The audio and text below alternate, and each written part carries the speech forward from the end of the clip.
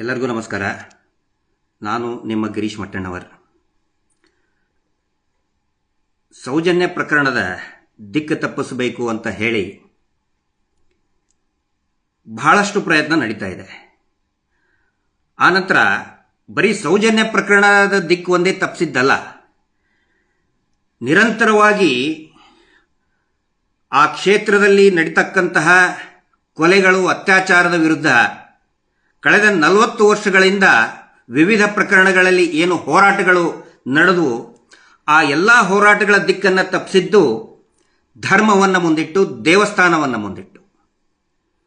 ಅದೇ ರೀತಿ ಪ್ರಯತ್ನವದು ಮುಂದುವರೆದ ಭಾಗ ಆಗಿ ನಿನ್ನೆ ಉಜಿರೆಯಲ್ಲಿ ರಾಮೋತ್ಸವದ ಹೆಸರಲ್ಲಿ ಒಂದು ಕಾರ್ಯಕ್ರಮವನ್ನು ಏರ್ಪಡಿಸಿ ಅದರ ಮುಖಾಂತರ ಹಿಂದೂ ವರ್ಸಸ್ ಹಿಂದೂ ಅಂತ ಜಗಳ ಹಚ್ಚಿ ಗಲಭೆಯನ್ನು ಸೃಷ್ಟಿ ಮಾಡಿ, ಆನಂತರ ನೋಡಿ ಇಲ್ಲಿ ಸೌಜನ್ಯ ಹೋರಾಟಗಾರರು ಗಲಾಟೆ ಮಾಡ್ತಾರೆ, ಆತಂಕ ಸೃಷ್ಟಿ ಮಾಡ್ತಾ ಇದ್ದಾರೆ, ಇವರು ಗಲಭೆಕೋರರು ಅಂತ ತೋರಿಸುವಂತ ಪ್ರಯತ್ನ ಸಂಪೂರ್ಣವಾಗಿ ಮಕಾಡೆ ಮಲಗಿ ಹೋಗಿದೆ. ನಿನ್ನೆ ಇದರ ಸಂಪೂರ್ಣ ವಿವರ ಏನೇನು ನಡೀತು, ಇದಕ್ಕೆ ಕಾರಣ ಏನು, ಷಡ್ಯಂತ್ರ ಏನು ಅನ್ನೋದನ್ನ ಸ್ವಲ್ಪ ಬ್ರೀಫ್ ಆಗಿ ಹೇಳ್ತಾ ಇದ್ದೀನಿ. ಯಾಕಂತ ಹೇಳಿದ್ರೆ ನಾವು ಸುಮ್ಮನೆ ಕೂತ್ಕೊಂಡು ಬಿಟ್ರೆ ಇದು ಬೇರೆ ಬೇರೆ ರೀತಿಯಲ್ಲಿ ಅರ್ಥ ಪಡೆಯುವ ಹಾಗೆ, ಯಾಕಂದ್ರೆ ಮಾಧ್ಯಮಗಳು ಎಲ್ಲ ಅವ್ರದ್ದೇ ಇರೋದ್ರಿಂದ ನಾವು ಕೂಡ ಮಾತಾಡಲೇಬೇಕಾಗತ್ತೆ. ಏಪ್ರಿಲ್ 6ನೇ ತಾರೀಕಿಗೆ ರಾಮನ ನವಮಿ, ರಾಮನ ಹುಟ್ಟಿದ ದಿನ ಇದ್ದಿತ್ತು. ಆದರೆ ನಿನ್ನೆ ಅದನ್ನು ಏರ್ಪಡಿಸ್ತಾರೆ. ಏಪ್ರಿಲ್ 6ನೇ ತಾರೀಕಿಗೆ ಅದೇ ದಿನಾನೇ ಸೌಜನ್ಯಾಳ ನ್ಯಾಯಯಾತ್ರೆ ಇದ್ದದ್ದನ್ನ ಕುತಂತ್ರವನ್ನು ಬಳಸಿ ಅದನ್ನು ನಿಲ್ಲಿಸಿ ಹಾಕ್ತಾರೆ. ಮತ್ತೆ ನಿನ್ನೆ ಉಜಿರೆಯಲ್ಲಿ ರಾಮೋತ್ಸವ ಹೆಸರಿನಲ್ಲಿ ಒಂದು ಕಾರ್ಯಕ್ರಮವನ್ನು ಏರ್ಪಡಿಸ್ತಾರೆ. ಆ ಕಾರ್ಯಕ್ರಮಕ್ಕೆ ಮುಖ್ಯ ಅತಿಥಿಗಳನ್ನಾಗಿ ಇವರು ಕರೆದಿದ್ದು ಒಬ್ಬವನು ಪಿಂಪು, ಇನ್ನೊಬ್ಬವನು ಪುಂಗಿದಾಸ. ಏನಾಯ್ತು ಅಂತ ಹೇಳಿದ್ರೆ, ಕಾರ್ಯಕ್ರಮವನ್ನ ಆಯೋಜನೆ ಸ್ಟಾರ್ಟ್ ಆಗೋದು ಸಾಯಂಕಾಲ 7 ಗಂಟೆಗೆ. ಆದ್ರೆ ಈ ಪಿಂಪ್ ಅನ್ನುವಂತಹ ವ್ಯಕ್ತಿ, ನಾನು ಯಾಕೆ ಪಿಂಪ್ ಅಂತ ಹೇಳ್ತಾ ಇದ್ದೇನೆ ಅಂತ ಹೇಳಿದ್ರೆ, ಪಿಂಪ್ ಅನ್ನೋದು ಬೈಗಳು ಅಂತ ನಾನು ಹೇಳ್ತಾ ಇಲ್ಲ, ಅವಮಾನ ಮಾಡಬೇಕು ಅಂತ ನಾನು ಖಂಡಿತ ಹೇಳ್ತಾ ಇಲ್ಲ. ಪಿಂಪ್ ಅಂತ ಆ ವ್ಯಕ್ತಿಗೆ ನಾನು ಯಾಕೆ ಅಂತ ಹೇಳ್ತೀನಿ ಅಂತ ಹೇಳಿದ್ರೆ, ಆ ವ್ಯಕ್ತಿಯ ಮೇಲೆ prevention of immoral traffic act ಅಂದ್ರೆ ವೇಶ್ಯಾವಾಟಿಕೆಯನ್ನ ನಿಷೇಧ ಮಾಡುವಂತಹ ಕಾಯ್ದೆ ಸೆಕ್ಷನ್ 5 ಏನ್ ಹೇಳ್ತದೆ ಅಂತ ಹೇಳಿದ್ರೆ, ಯಾವುದೇ ಒಬ್ಬ ವ್ಯಕ್ತಿ ಇನ್ನೊಬ್ಬ ವ್ಯಕ್ತಿಯನ್ನ ವೇಶ್ಯಾವಾಟಿಕೆಗೆ ತಳ್ಳುವುದು ಅಂದ್ರೆ ಪಿಂಪ್ ಆಕ್ಟಿವಿಟಿ ಮಾಡುವುದಕ್ಕೆ ಮಾಡ್ತಾನೋ ಅದು ಶಿಕ್ಷಾರ್ಹ ಅಪರಾಧ. ಈ ವ್ಯಕ್ತಿಯ ಮೇಲೆ ಏನು ಕೆರೆಹಳ್ಳಿ ಅಂತ ಹೇಳಿ ನೀವು ನಾನು ಹಿಂದೂ ಇದನ್ನು ಅಂತ ಹೇಳ್ಕೊಂಡು ತಿರುಗಾಡ್ತಾನಲ್ಲ, ಅವನ ಮೇಲೆ immoral traffic act, prevention of immoral traffic act section 5 ನಲ್ಲಿ ಆ ವ್ಯಕ್ತಿಯ ಮೇಲೆ ಬೆಂಗಳೂರಿನ ಪೊಲೀಸ್ ಠಾಣೆಗಳಲ್ಲಿ ಕೇಸ್ ರಿಜಿಸ್ಟರ್ ಆಗಿದೆ. ಆ ವ್ಯಕ್ತಿ ಆರೋಪಿ ಇದ್ದಾನೆ. ಗುಂಡಾ ಕಾಯ್ದೆ, ಬೇರೆ ಬೇರೆ ಕಾಯ್ದೆಯಲ್ಲಿ ಸಾಕಷ್ಟು ಪ್ರಕರಣ ಇದೆ. ಆದ್ರೆ ಪಿಂಪ್ ಅಂತ ಯಾಕಂತ ಹೇಳ್ತಾ ಇದೀವಿ ಅಂತ ಹೇಳಿದ್ರೆ, ಅವನ ಮೇಲೆ ಆ ಪ್ರಕರಣ ದಾಖಲಾಗಿದೆ. ಅವನನ್ನ ಇಲ್ಲಿ ಬರಬಾರದು ಅಂತ ಹೇಳಿ ದಕ್ಷಿಣ ಕನ್ನಡ ಜಿಲ್ಲೆಯ ಮಾನ್ಯ ಜಿಲ್ಲಾಧಿಕಾರಿಗಳು ಆದೇಶ ಹೊರಡಿಸ್ತಾರೆ. ಮತ್ತು ಅವನು ಇಲ್ಲಿ ಕಾಲಿರಬಾರದು ದಕ್ಷಿಣ ಕನ್ನಡ ಜಿಲ್ಲೆಗೆ ಅಂತೇಳಿ ಮಾನ್ಯ ದಕ್ಷಿಣ ಕನ್ನಡ ಜಿಲ್ಲೆಯ SP ಅವರು ಕೂಡ ಸೂಚನೆಯನ್ನು ಕೊಟ್ಟಿರ್ತಾರೆ. ಈ ಕಾರ್ಯಕ್ರಮ ಆಯೋಜನೆ ಮಾಡಿದವರು ಹೇಳಿರ್ತಾರೆ, ಇಲ್ಲ ರೀ ಅವನು ಬರುವುದಿಲ್ಲ ಅಂತ ಹೇಳ್ತಾರೆ. ಆದ್ರೆ ಕದ್ದು ಮುಚ್ಚಿ ಸ್ಮಗ್ಲಿಂಗ್ ಮಾಡ್ದಂಗೆ ಅವನನ್ನ ಕರೆಸಿ ಇವರ ದೇವಸ್ಥಾನದ ಒಂದು ಲಾಜಿಂಗ್ ನಲ್ಲಿ ಇಟ್ಟಿರ್ತಾರೆ. ದೇವಸ್ಥಾನದ ಲಾಜಿಂಗ್ ನಲ್ಲಿ ಕದ್ದು ಮುಚ್ಚಿ ಇಟ್ಟಿರ್ತಾರೆ ಅವನಿಗೆ. ಸಡನ್ ಆಗಿ ಆ ವ್ಯಕ್ತಿ 4 ಗಂಟೆಗೆ ಪ್ರತ್ಯಕ್ಷ ಆಗ್ತಾನೆ ಉಜಿರೆ SDM ಕಾಲೇಜ್ ಶಿಕ್ಷಣ ಸಂಸ್ಥೆಯ ಎದುರುಗಡೆಯ ರಸ್ತೆಯಲ್ಲಿನೇ ಪ್ರತ್ಯಕ್ಷ ಆಗ್ಬಿಡ್ತಾನೆ. ಇವರೇ ಅವನ ಕಳ್ಳ ಸಾಗಾಣಿಕೆ ಮಾಡ್ತಾರೆ, ಇವನ ಸ್ಮಗ್ಲಿಂಗ್ ಮಾಡ್ತಾರೆ. ದೇವಸ್ಥಾನದಿಂದ ಅಲ್ಲಿವರೆಗೆ ಒಂದು ಕಾರಲ್ಲಿ ಇದನ್ನ ಹಾಕೊಂಡು ಸ್ಮಗ್ಲಿಂಗ್ ಮಾಡಿ ಎಕ್ಸಾಕ್ಟ್ ಲೊಕೇಶನ್ ಅವನು ಕಾಣಿಸಿಕೊಳ್ಳುವುದು 4 ಗಂಟೆಗೆ ಉಜಿರೆಯ ಆ ಶಿಕ್ಷಣ SDM ಶಿಕ್ಷಣ ಸಂಸ್ಥೆಯ ಎದುರುಗಡೆನೆ. 4 ಗಂಟೆಗೇನೆ ಯಾಕೆ ಕಾಣಿಸ್ಕೊಂಡ? 7 ಗಂಟೆಗಲ್ಲ ಕಾರ್ಯಕ್ರಮ ಇದ್ದಿದ್ದು. 4 ಗಂಟೆಗೆ ಆ ಶಿಕ್ಷಣ ಸಂಸ್ಥೆಯ ಎದುರಿಗೆ ಅವನನ್ನ ಯಾಕೆ ಪ್ರತ್ಯಕ್ಷ ಆಗು ಹಂಗೆ ಮಾಡಿ ಸ್ಮಗ್ಲಿಂಗ್ ಮಾಡಿ ಅಲ್ಲಿ ಕರೆಸ್ತಾರೆ ಅಂತ ಹೇಳಿದ್ರೆ, ಆ ಶಿಕ್ಷಣ ಸಂಸ್ಥೆಯಲ್ಲಿರತಕ್ಕಂತಹ ವಿದ್ಯಾರ್ಥಿಗಳು ಎಲ್ಲರೂ ಕೂಡ ಕಾಲೇಜ್ ಬಿಟ್ಟು ಹೊರಗಡೆ ಬರುವಂತ ಟೈಮ್ ಅದು. ಸ್ಪೆಷಲ್ ಕ್ಲಾಸು ಏನೇನೋ ಪಾಪ ಸ್ಟಡಿ ಮಾಡುವಂತ ಮೂಡ್ನಲ್ಲಿ ಇರ್ತಾರೆ. ಸಾಯಂಕಾಲ ಆದ್ಮೇಲೆ ಕಾಲೇಜ್ ಬಿಡುವಂತ ಟೈಮ್ ಇನ್ ಬಿಟ್ವೀನ್ 4 to 5. ಆ ಟೈಮಲ್ಲಿ ಈ ವ್ಯಕ್ತಿ ಅಲ್ಲಿ ಹೋಗಿ ಇವ್ರ ಪ್ಲಾನ್ ಏನೇನಿತ್ತು, ಇವ್ರ ಷಡ್ಯಂತ್ರ ಏನೇನಿತ್ತು ಅನ್ನೋದನ್ನ ಹೇಳ್ತಾ ಇದ್ದೀನಿ. ಅಲ್ಲಿ ಹೋಗಿ ಸ್ಟೂಡೆಂಟ್ಸ್ ಎಲ್ಲ ಬೇಕಾದ್ರೆ ನೀವು ಅದನ್ನ ನಮ್ಮ ಕೂಡ್ಲಾ ರಾಂಪೇಜ್ ಅವ್ರದ್ದು ಇದರಲ್ಲಿ ನೋಡಬಹುದು, ವಿಡಿಯೋದಲ್ಲಿ, ಬೇರೆ ಬೇರೆ ವಿಡಿಯೋದಲ್ಲಿದೆ. ಎಲ್ಲಾ ವಿದ್ಯಾರ್ಥಿಗಳು ಕೂಡ ಸುತ್ತಲೂ ನಿಂತ್ಕೊಂಡಿದ್ದಾರೆ, ನೋಡ್ತಾ ಇದ್ದಾರೆ. ಒಬ್ರು ಕೂಡ ಗಲಭೆಯಲ್ಲಿ ಭಾಗಿಯಾಗಲಿಲ್ಲ. ಇವ್ರಿಗೇನು, ಇವನು ಹೋಗಿ ಅಲ್ಲಿ ಕೆಟ್ಟದಾಗಿ ಬೈದು ಬಿಡೋದು. ಬೈದ ಮೇಲೆ ಸೌಜನ್ಯ ಹೋರಾಟಗಾರರು, ವಿಶೇಷವಾಗಿ ಮಹೇಶ್ ಶೆಟ್ಟಿ ತಿಮ್ರೋಡಿ ಅವರ ಜೊತೆಗಿರ್ತಕ್ಕಂತಹ ಯುವಕರು, ಹುಡುಗರು ಅವನ ಮೇಲೆ ದಾಳಿ ಮಾಡಬೇಕು, ಅವನಿಗೆ ಹೊಡಿಬೇಕು, ಇವನು ಲಬಲಬ ಹೊಯ್ಕೋಬೇಕು. ಅವಾಗ ಇವನು ಪರವಾಗಿ ಕಾಲೇಜಿನ ವಿದ್ಯಾರ್ಥಿಗಳು ಕೂಡ ಗಲಭೆಯಲ್ಲಿ ಭಾಗಿಯಾಗಬೇಕು, ವಿದ್ಯಾರ್ಥಿನಿಯರು ವಿಶೇಷವಾಗಿ ಭಾಗಿಯಾಗಬೇಕು. ಆದೇಶ ಕೊಟ್ಟುಬಿಟ್ಟಿದ್ರು, ಹೋಗ್ರಿ ನೀವು ಅಂತ ಹೇಳಿ. ಆವಾಗ ವಿದ್ಯಾರ್ಥಿಗಳದ್ದೇ ಒಂದು ಗೊಂದಲದಲ್ಲಿ ಸಿಲುಕಾಕಿಸಿ ವಿದ್ಯಾರ್ಥಿಗಳ ಮೇಲೆ ಪ್ರಕರಣ ದಾಖಲು ಮಾಡಿ, ನೋಡಿ ವಿದ್ಯಾರ್ಥಿಗಳ ಮೇಲೆ ಹಲ್ಲೆ ಮಾಡಿದ್ರು ಅಂತ ತೋರಿಸುವಂತ ಒಂದು ಷಡ್ಯಂತ್ರ. ಆದರೆ ಸಂಪೂರ್ಣವಾಗಿ ಫ್ಲಾಪ್ ಆಗೋಯ್ತು.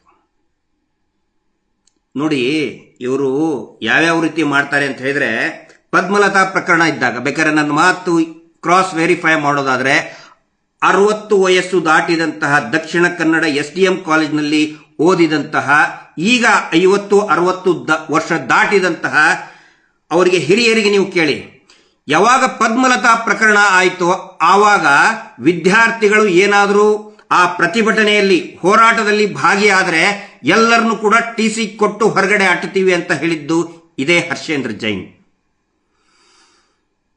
ಸೌಜನ್ಯ ಹೋರಾಟ ಆಗಬೇಕಾದ್ರೆ ಯಾರು ಕೂಡ ಹೋಗಬಾರದು ಹೋರಾಟಕ್ಕೆ ಅಂತೇಳಿ ಆದೇಶ ಹೊರಡಿಸಿದ್ದು ಇದೇ ಕಾಲೇಜಿನ ಆಡಳಿತ ಮಂಡಳಿ. ಆದರೆ ಈ ಒಬ್ಬ ಪಿಂಪ್ ಬರ್ತಾನೆ, ಪಿಂಪನ ಜೊತೆಗೆ ನೀವು ನಿಂತ್ಕೋಬೇಕು, ಗಲಾಟೆ ಮಾಡಬೇಕು ಅಂತ ಅದೇ ಕಾಲೇಜಿನ ಮುಖ್ಯಸ್ಥರು ಹೇಳ್ತಾರೆ. ಅಂದ್ರೆ ಇವರ ಇನ್ಸ್ಟಿಟ್ಯೂಟ್ಗಳನ್ನ, ಶೈಕ್ಷಣಿಕ ಕೇಂದ್ರಗಳನ್ನ, ತಮ್ಮ ರಕ್ಷಣೆ, ತಮ್ಮ ಅವರ ಮಕ್ಕಳು ಮಾಡಿದಂತಹ ಕಚಡ, ಅತ್ಯಾಚಾರ, ಕೊಲೆಗಡಕ ಪ್ರಕರಣವನ್ನ ಮುಚ್ಚಿ ಹಾಕೋದಕ್ಕೆ ಶಿಕ್ಷಣ ಸಂಸ್ಥೆಗಳನ್ನ ಯಾವ ರೀತಿ ಬಳಸ್ಕೊಳ್ತಾ ಇದ್ದಾರೆ ಅನ್ನೋದನ್ನ ನೀವು ನೋಡ್ಬೇಕಾಗುತ್ತೆ. ಬಂದ 4:04 ಅದಕ್ಕಿಂತ ಮುಂಚೆ ಭಯಂಕರವಾಗಿ ಹೇಳಿದ್ದ. ನಾವು ಅನ್ಕೊಂಡಿದ್ವಿ ಇವನಿಗೇನು ಹುಚ್ಚಿಗಿಚ್ಚು ಹಿಡಿದಿದ್ಯಾ ಅಂತೇಳಿ, ಎಲ್ಲರೂ ಅನ್ಕೊಂಡಿದ್ರು ಇವನಿಗೆ ಹುಚ್ಚು ಹಿಡಿದಿದ್ದೆ. ಆದ್ರೂ ಸುಖ ಸುಮ್ಮನೆ ಏನೋ ಒಂದು ಈ ಸೋಷಿಯಲ್ ಮೀಡಿಯಾದಲ್ಲಿ ಏನೋ ಜೋರಾಗಿ ಮಾತಾಡ್ಬಿಡೋದು, ಹೇಳ್ಬಿಡೋದು. ಅವರ ಅಪ್ಪನಿಗೆ ಹುಟ್ಟಿದ್ರೆ ಬರೀ ಇಂಥವೇ ಮಾತು. ನಿನ್ನೆ ಬಂದು ಒಂದು 5 ನಿಮಿಷ ಬರೀ ಒಂದು 5-6 ಜನ, ಮಹೇಶ್ ಶೆಟ್ಟಿ ತಿಮ್ಮರೋಡಿ ಅವರ ಬರೀ ಒಂದು 5-6 ಜನ ಯುವಕರು, 5-6 ಜನ ಯುವಕರು ಬಂದಿದ್ದಕ್ಕೆ ಹೆದರಿ, ಇಲಿ ಹಿಡಿಬೇಕಾದ್ರೆ ಇಲಿ ಒಂದೊಂದು ಸರಿ ಭಯ ಬಿದ್ಕೊಂಡು ಆತಂಕಕ್ಕೊಳಗಾಗಿ ನಮ್ಮ ಮೈ ಮೇಲೆಲ್ಲ ಏರ್ತದೆ. ಹಂಗೆ ಕಾರ್ ಮೇಲೆ ನಿಂತ್ಕೊಂಡ ಇವನು ಹೆದರ್ಕೊಂಡು, ಎಲ್ಲಿ ಏನು ಮಾಡಿಬಿಡ್ತಾರೋ ಅಂತ ಹೇಳಿ ಕಾರ್ ಮೇಲೆ ನಿಂತ್ಕೊಂಡು, ಅಯ್ಯೋ ನನಗೆ ಎಸ್ಕಾರ್ಟ್ ಕಟ್ಬಿಡಿ, ನಾ ಓಡಿ ಹೋಗ್ಬಿಡ್ತೀನಿ ಅಂತೇಳಿ ಒಂದು ಏನಂತ ಹೇಳಿದ್ರೆ ಕಾಮಿಡಿ ಐಟಮ್. ಇವರು ಹಿಂದುತ್ವದ ರಕ್ಷಣೆ ಮಾಡ್ತಾರಂತ ಹೇಳಿ ಪ್ರೊಜೆಕ್ಟ್ ಆಗಿರೋದು ಹೆಂಗೆ, ಹಿಂದುತ್ವದ ರಕ್ಷಣೆ, ಕೇಸರಿ ಶಾಲ್ ಹಾಕೊಂಡು ಭಯಂಕರ ಬೊಗಳೆ ಬಿಡೋದು. ಮಹೇಶ್ ಶೆಟ್ಟಿ ತಿಮ್ಮರೂಡಿ ಅವರ ಬರೀ 5-6 ಜನಕ್ಕೆ ಹೆದರಿ ಓಡಿ ಹೋದ. ಅಲ್ಲಿ ಒಂದು ಇವ್ರ ಪರವಾಗಿ ಒಂದು 50-100 ಜನ ಬಂದಿದ್ರು, ಬಾಡಿಗೆ ಬಂಟರು, ಆ ಲೀಡ್ರು ಈ ಲೀಡ್ರು ಅಂತೇಳಿ. ಒಬ್ಬನು ತುಟಿ ಪಿಟ್ಟಿ ಕಂದಿಲ್ಲ. ಧನ್ಯವಾದ ಹೇಳ್ತೇನೆ ನಾನು SDM ಕಾಲೇಜಿನ, SDM ಶಿಕ್ಷಣ ಸಂಸ್ಥೆಗಳ ಎಲ್ಲಾ ವಿದ್ಯಾರ್ಥಿಗಳು ಧನ್ಯವಾದಗಳನ್ನು ಹೇಳ್ತೇನೆ. ಒಬ್ರು ಕೂಡ ಗಲಭೆಯಲ್ಲಿ ಭಾಗಿಯಾಗಲಿಲ್ಲ. ಪ್ರತಿಯೊಬ್ಬರಿಗೂ ಮನಸ್ಸಿನಲ್ಲಿ ಕೂಡ ಕುದಿತಾ ಇದೆ. ಈ ಕಾಲೇಜಿನ ಮುಖ್ಯಸ್ಥರು, ಆ ಕುಟುಂಬ ಕೊಡ್ತಾ ಇರುವಂತಹ ಕಿರುಕುಳ, ಹಿಂಸೆ ಪ್ರತಿಯೊಬ್ಬ ವಿದ್ಯಾರ್ಥಿಗೂ ಕೂಡ ಇದೆ. ಹಿಂಗಾಗಿ ಯಾವುದೇ ಒಬ್ಬ ವಿದ್ಯಾರ್ಥಿ ಗಲಭೆಯಲ್ಲಿ ಭಾಗಿಯಾಗಲಿಲ್ಲ. ಅದು ಸೌಜನ್ಯಳ ಶಕ್ತಿ. ಆಯ್ತು, ಓಡಿ ಹೋದ. ನೆಕ್ಸ್ಟ್ ಬರೋದು ಈ ಕಾರ್ಯಕ್ರಮಕ್ಕೆ ಇನ್ನೊಬ್ಬನು, ಒಬ್ಬ ಪುಂಗಿದಾಸ ಅಂತ ಇದ್ದಾನೆ. ನಾನು ಮುಂಚೆ ಹೇಳಿದ್ದೆ, ನೋಡಿ ನಮ್ಮ ತಂಟೆಗೆ ಬರಬೇಡಿ, ಸೌಜನ್ಯಳ ತಂಟೆಗೆ ಬರಬೇಡಿ. ವೈಯಕ್ತಿಕವಾಗಿ ನಮ್ಗೆ ಏನಂದ್ರೂ ಕೂಡ ಅನಿಸ್ಕೊಳ್ತೀವಿ, ಸೌಜನ್ಯ ಹೋರಾಟದ ತಂಟೆಗೆ ಬರಬೇಡಿ. ಆದರೂ ಕೂಡ ಕೇಳ್ತಾ ಇಲ್ಲ, ಸುಳ್ಳು ಏನಾದರೂ ಬೊಗಳೆ ಬಿಡ್ತಾ ಇರೋದು. ನಿನ್ನೆ ಆ ವ್ಯಕ್ತಿ ಬಂದು ಮತ್ತೆ ಆಸ್ ಇಟ್ ಈಸ್ ರಾಮನ ಬಗ್ಗೆ ಭಾಷಣ ಬಿಗಿತಾ ಇರ್ತಾನೆ. ರಾಮನ ಬಗ್ಗೆ ಭಾಷಣ ಮಾಡಬಹುದು, ಯಾರು ಬೇಕಾದರೂ ಮಾಡ್ತಾರೆ.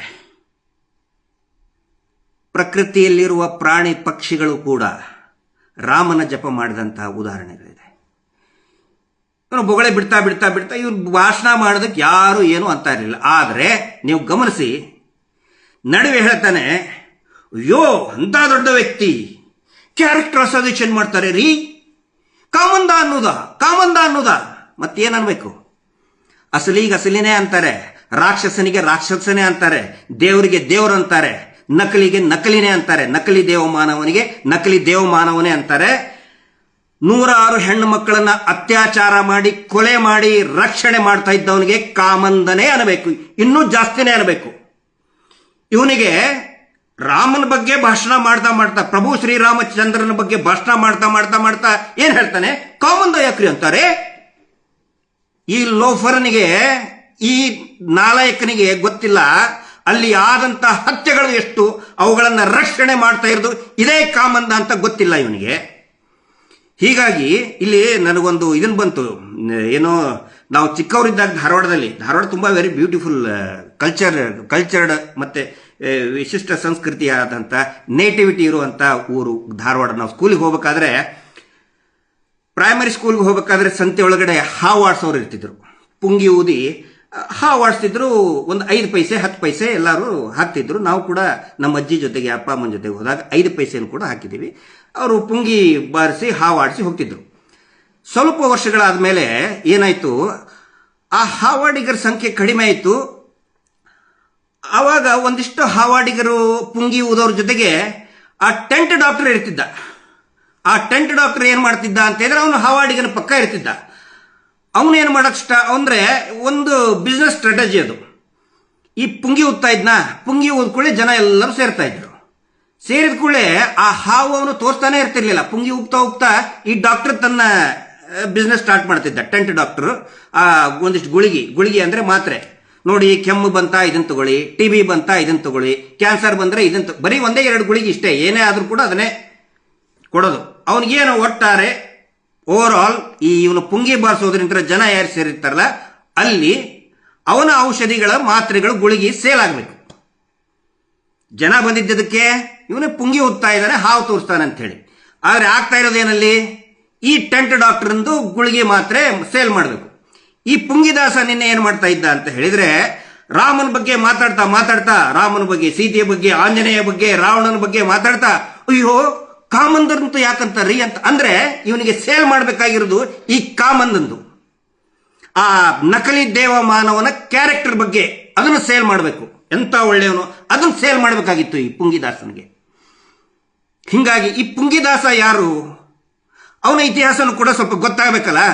ದೇಶದ ಇತಿಹಾಸದ ಬಗ್ಗೆ ಮಾತಾಡ್ತಾನೆ, ದೇವರ ಇತಿಹಾಸದ ಬಗ್ಗೆ, ದೇವಸ್ಥಾನದ ಇತಿಹಾಸದ ಬಗ್ಗೆ ಮಾತಾಡುವಂತ ಈ ಪುಂಗಿದಾಸ ಒಂದ್ಸರಿ ಏನ್ ಮಾಡಿದ ಅಂತ ಹೇಳಿದ್ರೆ, ಒಂದು ಮನೆಗೆ ಹೋದ.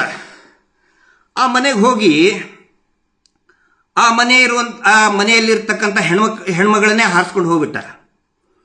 ಹಾರಿಸ್ಕೊಂಡು ಹೋಗಿ ಅವಳನ್ನ ಬಸುರು ಮಾಡಿ ಅಬಾರ್ಷನ್ ಮಾಡಿಸುವಂತ ಗಂಟು ಬಿದ್ದ. ಅಬಾರ್ಷನ್ ಕೂಡ ಪಾಪ ಮಾಡಿಸ್ಕೊಂಡ್ಬಿಟ್ರು. ಸುಮ್ಮನೆ ಇರ್ಬೇಕಲ್ಲ ಊರವರು, ಆ ಹೆಣ್ಮಗಳ ಕಡೆಯವರು ಸುಮ್ಮನೆ ಇರ್ಬೇಕಲ್ಲ. ಕಂಪ್ಲೇಂಟ್ ಮಾಡಿದರು. ಎಲ್ಲಿಗೆ? ರಾಷ್ಟ್ರೀಯ ಸ್ವಯಂ ಸೇವಕ ಸಂಘಕ್ಕೆ, ಸಂಘದ ಹಿರಿಯರಿಗೆ, ಸಂಘದ ಪ್ರಚಾರಕರಿಗೆ, ಪ್ರಾಂತ ಪ್ರಚಾರಕರಿಗೂ ಕೂಡ ಕಂಪ್ಲೇಂಟ್ ಮಾಡಿದ್ರು. ಬೈಠಕ್ ಕರೆದ್ರು ಮುಖ್ಯ ಕಚೇರಿಯಲ್ಲಿ. ಕರೆಸಿದ್ರು ಇವನ್ನ. ಏನಪ್ಪ ನಿನ್ನ ಕತೆ, ಯಾಕೆ ಹಿಂಗೆ ಮಾಡ್ತಾ ಇದೀಯಾ, ಏನು ಸಮಸ್ಯೆ, ಮದುವೆ ಆಗ್ತೀಯ ಅವಳನ್ನ ಅಂತ ಕೇಳಿದ್ರು. ಅವಾಗ ಇವ್ದು ಹೇಳ್ತಾರೆ ಪುಂಗಿದಾಸ, ಪುಂಗಿ ಓದಿದ್ದು ಏನಂತ ಹೇಳಿದ್ರೆ, ಅಯ್ಯೋ ಹಂಗಲ್ಲ ಜಿ, ನಾನು ಸ್ವಾಮಿ ವಿವೇಕಾನಂದ ಜಿ, ಅವರು ಶಾರದಾ ಮಾತೇಜಿ, ನನಗೂ ಅವರಿಗೂ ತಾಯಿ ಮಗನ ಸಂಬಂಧ ಇದೆ ಜಿ ಅಂತ ಹೇಳಿ ಒಂದು ಹೆಣ್ಮಗಳನ್ನ ಕರ್ಕೊಂಡು ಹೋಗಿ, ಮನೆ ಬಿಡಿಸಿ ಕರ್ಕೊಂಡು ಹೋಗಿ ಅವಳನ್ನ ಬಸುರು ಮಾಡಿ ಅಬಾರ್ಷನ್ ಮಾಡಿಸಿ, ಯಾಕಪ್ಪ ಮದುವೆ ಆಗಲ್ಲ ಅಂತ ಕೇಳಿದ್ರೆ ಜಿ ನಾನು ವಿವೇಕಾನಂದ ಜಿ, ಶಾರದಾ ಮಾತೆ ಜಿ ಅಂತ ಹೇಳಿ ಆ ಬೈಠಕ್ನಿಂದ ಪರಾರಿಯಾಗ್ಬಿಟ್ಟ ಈ ಪುಂಗಿಜಿ. ಇದು ಇವನ ಇತಿಹಾಸ, ಶಾರ್ಟ್ ಇಂಟ್ರೊಡಕ್ಷನ್. ಆದರೆ ಸ್ವಲ್ಪ ದಿನಕ್ಕೆ ಪೂರ್ತಿ ನಾಪತ್ತೆ, ಕಾಣೆ ಆಗ್ಬಿಟ್ಟ. ಕಾಣೆ ಆದ್ಮೇಲೆ ಅವಾಗ ಅಂಗಡಿ ಕ್ಲೋಸ್. ಮತ್ತು ಇನ್ನೊಂದು ಸ್ವಲ್ಪ ದಿನ ಆದ್ಮೇಲೆ ಒಂದು ಹೊಸ ಅಂಗಡಿ ಇಟ್ಕೊಂಡು ಬಂದ. ಏನೋ ಬ್ರಿಗೇಡ್ ಅದು ಇದು ಅಂತ ಹೇಳಿ ಆ ಬ್ರಿಗೇಡ್ ಮಾಡಿ ಮಾನ್ಯ ನರೇಂದ್ರ ಮೋದಿ ಅವರಿಗೆ ಎಷ್ಟು ಇನ್ಸಲ್ಟ್ ಮಾಡ್ತಾ ಇದ್ದಂತ ಹೇಳಿದ್ರೆ ನೋಡಿ. ಏನಾದರೂ ಕೂಡ ಇಲ್ಲಿ ಒಬ್ಬನ್ನ ಹಾಳು ಮಾಡಬೇಕು ಅಂತ ಹೇಳಿದರೆ ವೈರಿಗಳೇ ಇರಬಾರ್ದು. ಏನಾಗುತ್ತೆ, ಒಬ್ಬನ್ನ ಯಾರನ್ನಾದ್ರೂ ಇನ್ಸಲ್ಟ್ ಮಾಡಬೇಕು ಅಥವಾ ಸೋಲಿಸಬೇಕು ಅಂತ ಹೇಳಿದರೆ ವಿಪರೀತ ಹೊಗಳು ಬಿಡ್ಬೇಕಂತೆ. ಈ ವ್ಯಕ್ತಿ ಏನು ಮಾಡಿದ, ಪುಂಗಿದಾಸ ಭಾಷಣ ಬಹುಶಃ ನೀವು ನೋಡಿರ್ಬೋದು, ಕಾಮಿಡಿ ಐಟಮ್. ಮೋದಿಜಿಯವರು ಪ್ರಧಾನಿಯಾದರೆ ಬಂಗಾರದ ರಸ್ತೆನೆ ಮಾಡಿಬಿಡ್ತಾರೆ, ಪೆಟ್ರೋಲ್ ಬೆಲೆ ನೀರಿನಷ್ಟೇ ಕಡಿಮೆ ಆಗಿಬಿಡ್ತದೆ. ಜನ ಮತ್ತೆ ನಂಬಿಟ್ರು. ಆವಾಗ ನೋಡಿ, ಒಬ್ಬ ಹಳೆ ಹಿಂದಿ ಸಿನಿಮಾದೊಳಗೆಲ್ಲ ಮತ್ತೆ ಬೇರೆ ಬೇರೆ ಇದ್ರಾಗ ನಾವು ನೋಡಿದ್ದೀವಿ, ಈ ಕಾಮಿಡಿ ಐಟಮ್ಗಳು ಹೇಳ್ತಿರ್ತಾರೆ. ಒಬ್ಬ ಪೈಲ್ವಾನ್ ಹೇಳ್ಬಿಡ್ತಾನೆ, ನೋಡಿ ಈ ಪೈಲ್ವಾನ್ ಎಷ್ಟು ಗಟ್ಟಿ ಇದಾನೆ ಅಂತ ಹೇಳಿದ್ರೆ 20 ಮಹಡಿ ಇಂತ್ರ ಇವನು ಜಿಗಿತಾನೆ, ಈಗ ಜಿಗಿದ್ರೆ ಇವನಿಗೆ ಏನೂ ಆಗಲ್ಲ ಅಂತ ಅನೌನ್ಸ್ ಮಾಡಿಬಿಡ್ತಾನೆ. ಜನಗಳೆಲ್ಲ ಮತ್ತೆ ನಂಬಿ ನೋಡ್ತಾ ಕೂತ್ಕೊಳ್ತಾರೆ, ಬರ್ತಾನೆ ಪೈಲ್ವಾನ್ ಅಂತೇಳಿ. ಪಾಪ ಪೈಲ್ವಾನಿಗೆ ಏನು ಗೊತ್ತೇ ಇಲ್ಲ, ಇವನು ಅನೌನ್ಸ್ ಮಾಡಿದ್ದೇ ಗೊತ್ತಿಲ್ಲ. ಇವನು ಹೇಳ್ಕೊತಾನೆ, ಆ ಪೈಲ್ವಾನ ಭಕ್ತ ಇವನು ಅಂತ ಹೇಳ್ಕೊಂಡಿರ್ತಾನೆ, ಅನೌನ್ಸ್ ಮಾಡಿಬಿಟ್ಟಿರ್ತಾನೆ. ಇವನು ಹೇಳ್ತಾನಲ್ಲ, ನಾನು ಭಕ್ತ, ಮೋದಿಜಿ ಭಕ್ತ ಅಂತ ಹೇಳ್ಕೊಂಡು. ಹಾಗೆ ಮೋದಿಜಿ ಬಂದ್ರೆ ಬಂಗಾರದ ರಸ್ತೆನೆ ಮಾಡಿಬಿಡ್ತಾರೆ ಅನ್ನೋ ರೀತಿಯಲ್ಲಿ ಅವನು ಹೇಳ್ತಾನೆ.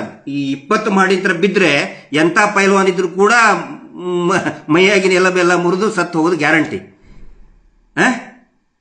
ಆನಂತರ ಮರ್ಯಾದೆ ಹೋಗೋದು ಯಾರ್ದು ಹೇಳಿ?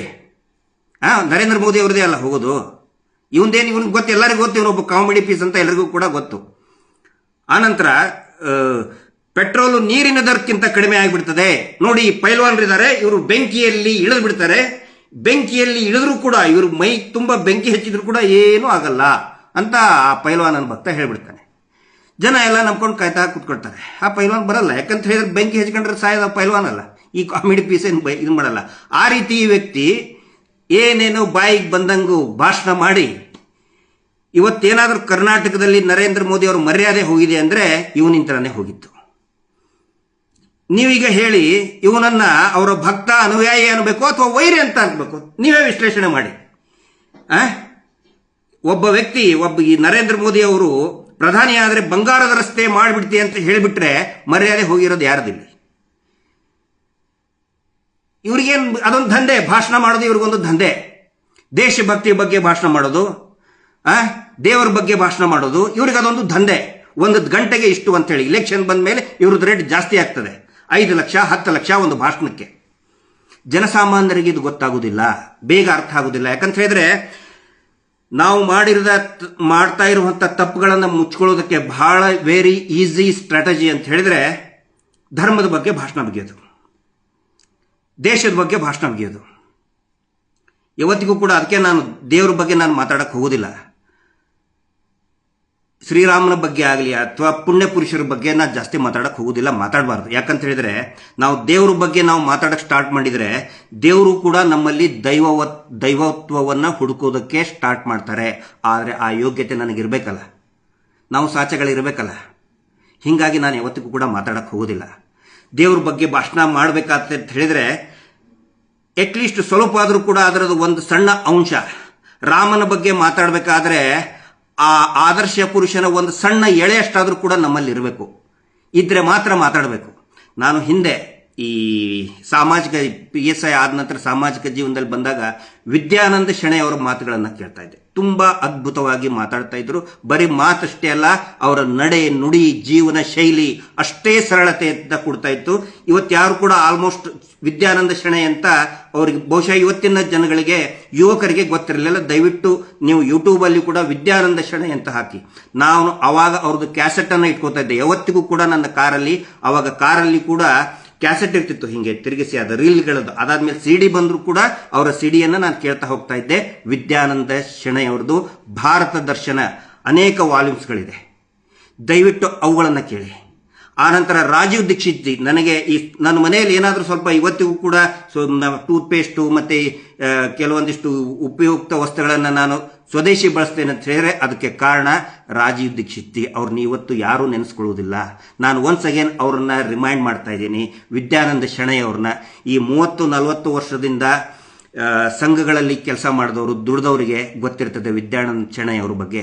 ಅವರ ಪರಿಚಯನ ಮತ್ತೆ ನಾನು ಈ ಹೊಸ ಜನರೇಷನ್ಗೆ ಪರಿಚಯ ಮಾಡ್ತಾ ಇದ್ದೀನಿ. ಈಗ ಅವರಿಲ್ಲ, ವಿದ್ಯಾನಂದ ಶೆಣೈ ಜಿ ಅವರು ಇಲ್ಲ, ರಾಜೀವ್ ದೀಕ್ಷಿತ್ ಜಿ ಅವರು ಕೂಡ ಇಲ್ಲ. ಅವರನ್ನ ಇವು ಏನೋ ಐಟಮ್ ಈ ಕಾಮಿಡಿ ಪೀಸ್ಗಳು ಬಂದ ಮೇಲೆ ಜನ ಅವ್ರ ಬಗ್ಗೆ ಯೋಚನೆ ಮಾಡೋದೇ ಬಿಟ್ಬಿಟ್ರು. ಈ ಕಾಮಿಡಿ ಪೀಸ್ಗಳನ್ನು ಅವ್ರನ್ನ ಯಾವತ್ತಿಗೂ ನೆನೆಸ್ಕೊಳ್ಳೋದಿಲ್ಲ.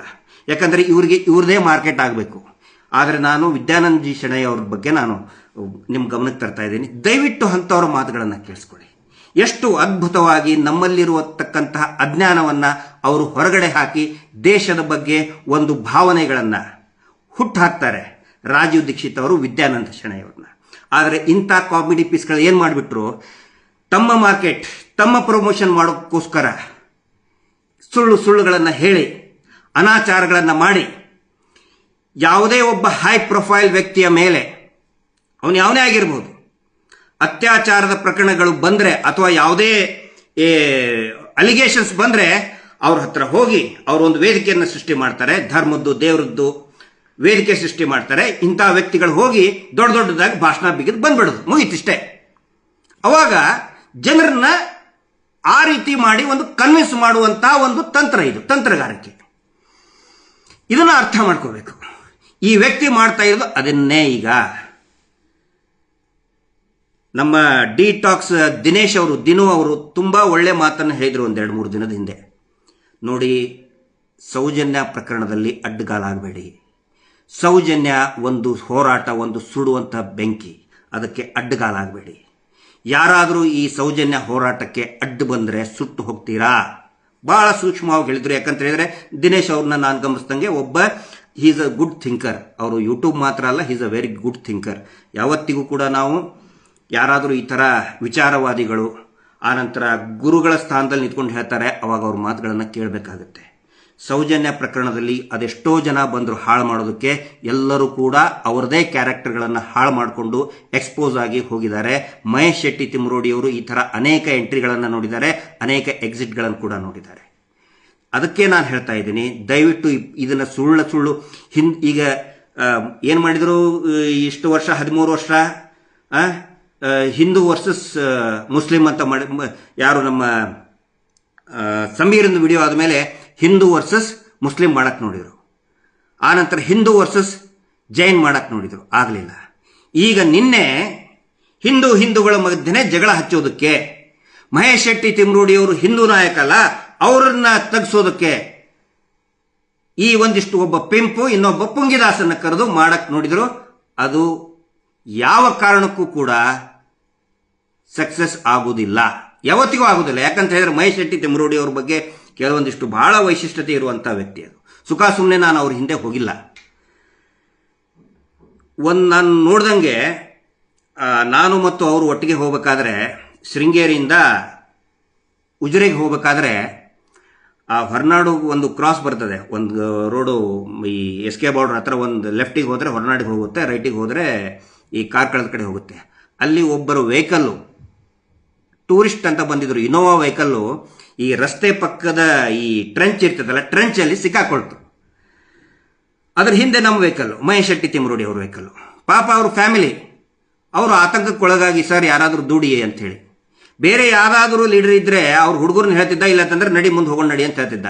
ಮಹೇಶ್ ಶೆಟ್ಟಿ ತಿಮ್ಮರೋಡಿ ಅವರು ನಿಂತ್ಕೊಂಡು ಬರೀ ವೆಹಿಕಲ್ ನಿಲ್ಲಿಸಲಿಲ್ಲ, ಅವ್ರ ಹುಡುಗರಿಗೆ ತಳ್ಳು ಅಂತ ಹೇಳಿಲ್ಲ, ಸ್ವತಃ ಅವರೇ ಆ ವೆಹಿಕಲ್ ಅನ್ನ, ಇನೋವಾನ ತಳ್ಳೋದಕ್ಕೆ ನಿಂತ್ಕೊಂಡ್ರು ನಮ್ಮೆಲ್ಲರ ಜೊತೆಗೆ. ಅದು ಮಹೇಶ್ ಶೆಟ್ಟಿ ತಿಮ್ಮರೋಡಿ. ಅವರ ಹುಡುಗರ ಮೇಲೆ ಏನಾದರೂ ಕೇಸ್ ಆಗುತ್ತೆ ಅಂತ ಹೇಳಿದ್ರೆ ಬರೀ ಭಾಷಣ ಮಾಡಿ ಓಡಿ ಹೋಗುವಂತ ವ್ಯಕ್ತಿತ್ವ ಮಹೇಶ್ ಶೆಟ್ಟಿ ತಿಮ್ಮರೋಡಿ ಅವರದಲ್ಲ. ಮಹೇಶ್ ಶೆಟ್ಟಿ ತಿಮ್ಮರೋಡಿ ಅವರು ಏನಾದರೂ ಅವರ ಹುಡುಗನ ಮೇಲೆ ಕೇಸ್ ಆದರೆ ಬೇಲ್ ವ್ಯವಸ್ಥೆ ಮಾಡ್ತಾರೆ. ಏನಾದರೂ ಪೂರ್ತಿಯಾಗಿ ಕೇಸಿಂದ ಖುಲಾಸೆ ಆಗುವವರೆಗೆ ಆ ವ್ಯಕ್ತಿ ಆ ಹುಡುಗನ ಜೊತೆಗೆ ನಿಂತ್ಕೊಳ್ತಾರೆ. ದಟ್ ಈಸ್ ಮಹೇಶ್ ಶೆಟ್ಟಿ ತಿಮ್ಮರೋಡಿ ಮಾತ್ರ. ಈ ರಾಜ್ಯದಲ್ಲಿ ಆ ಥರ ವ್ಯಕ್ತಿತ್ವ ನೋಡಿದ್ದು ಕೇವಲ ಮಹೇಶ್ ಶೆಟ್ಟಿ ತಿಮ್ಮರೋಡಿ ಅವ್ರ ಕಡೆ ಮಾತ್ರ.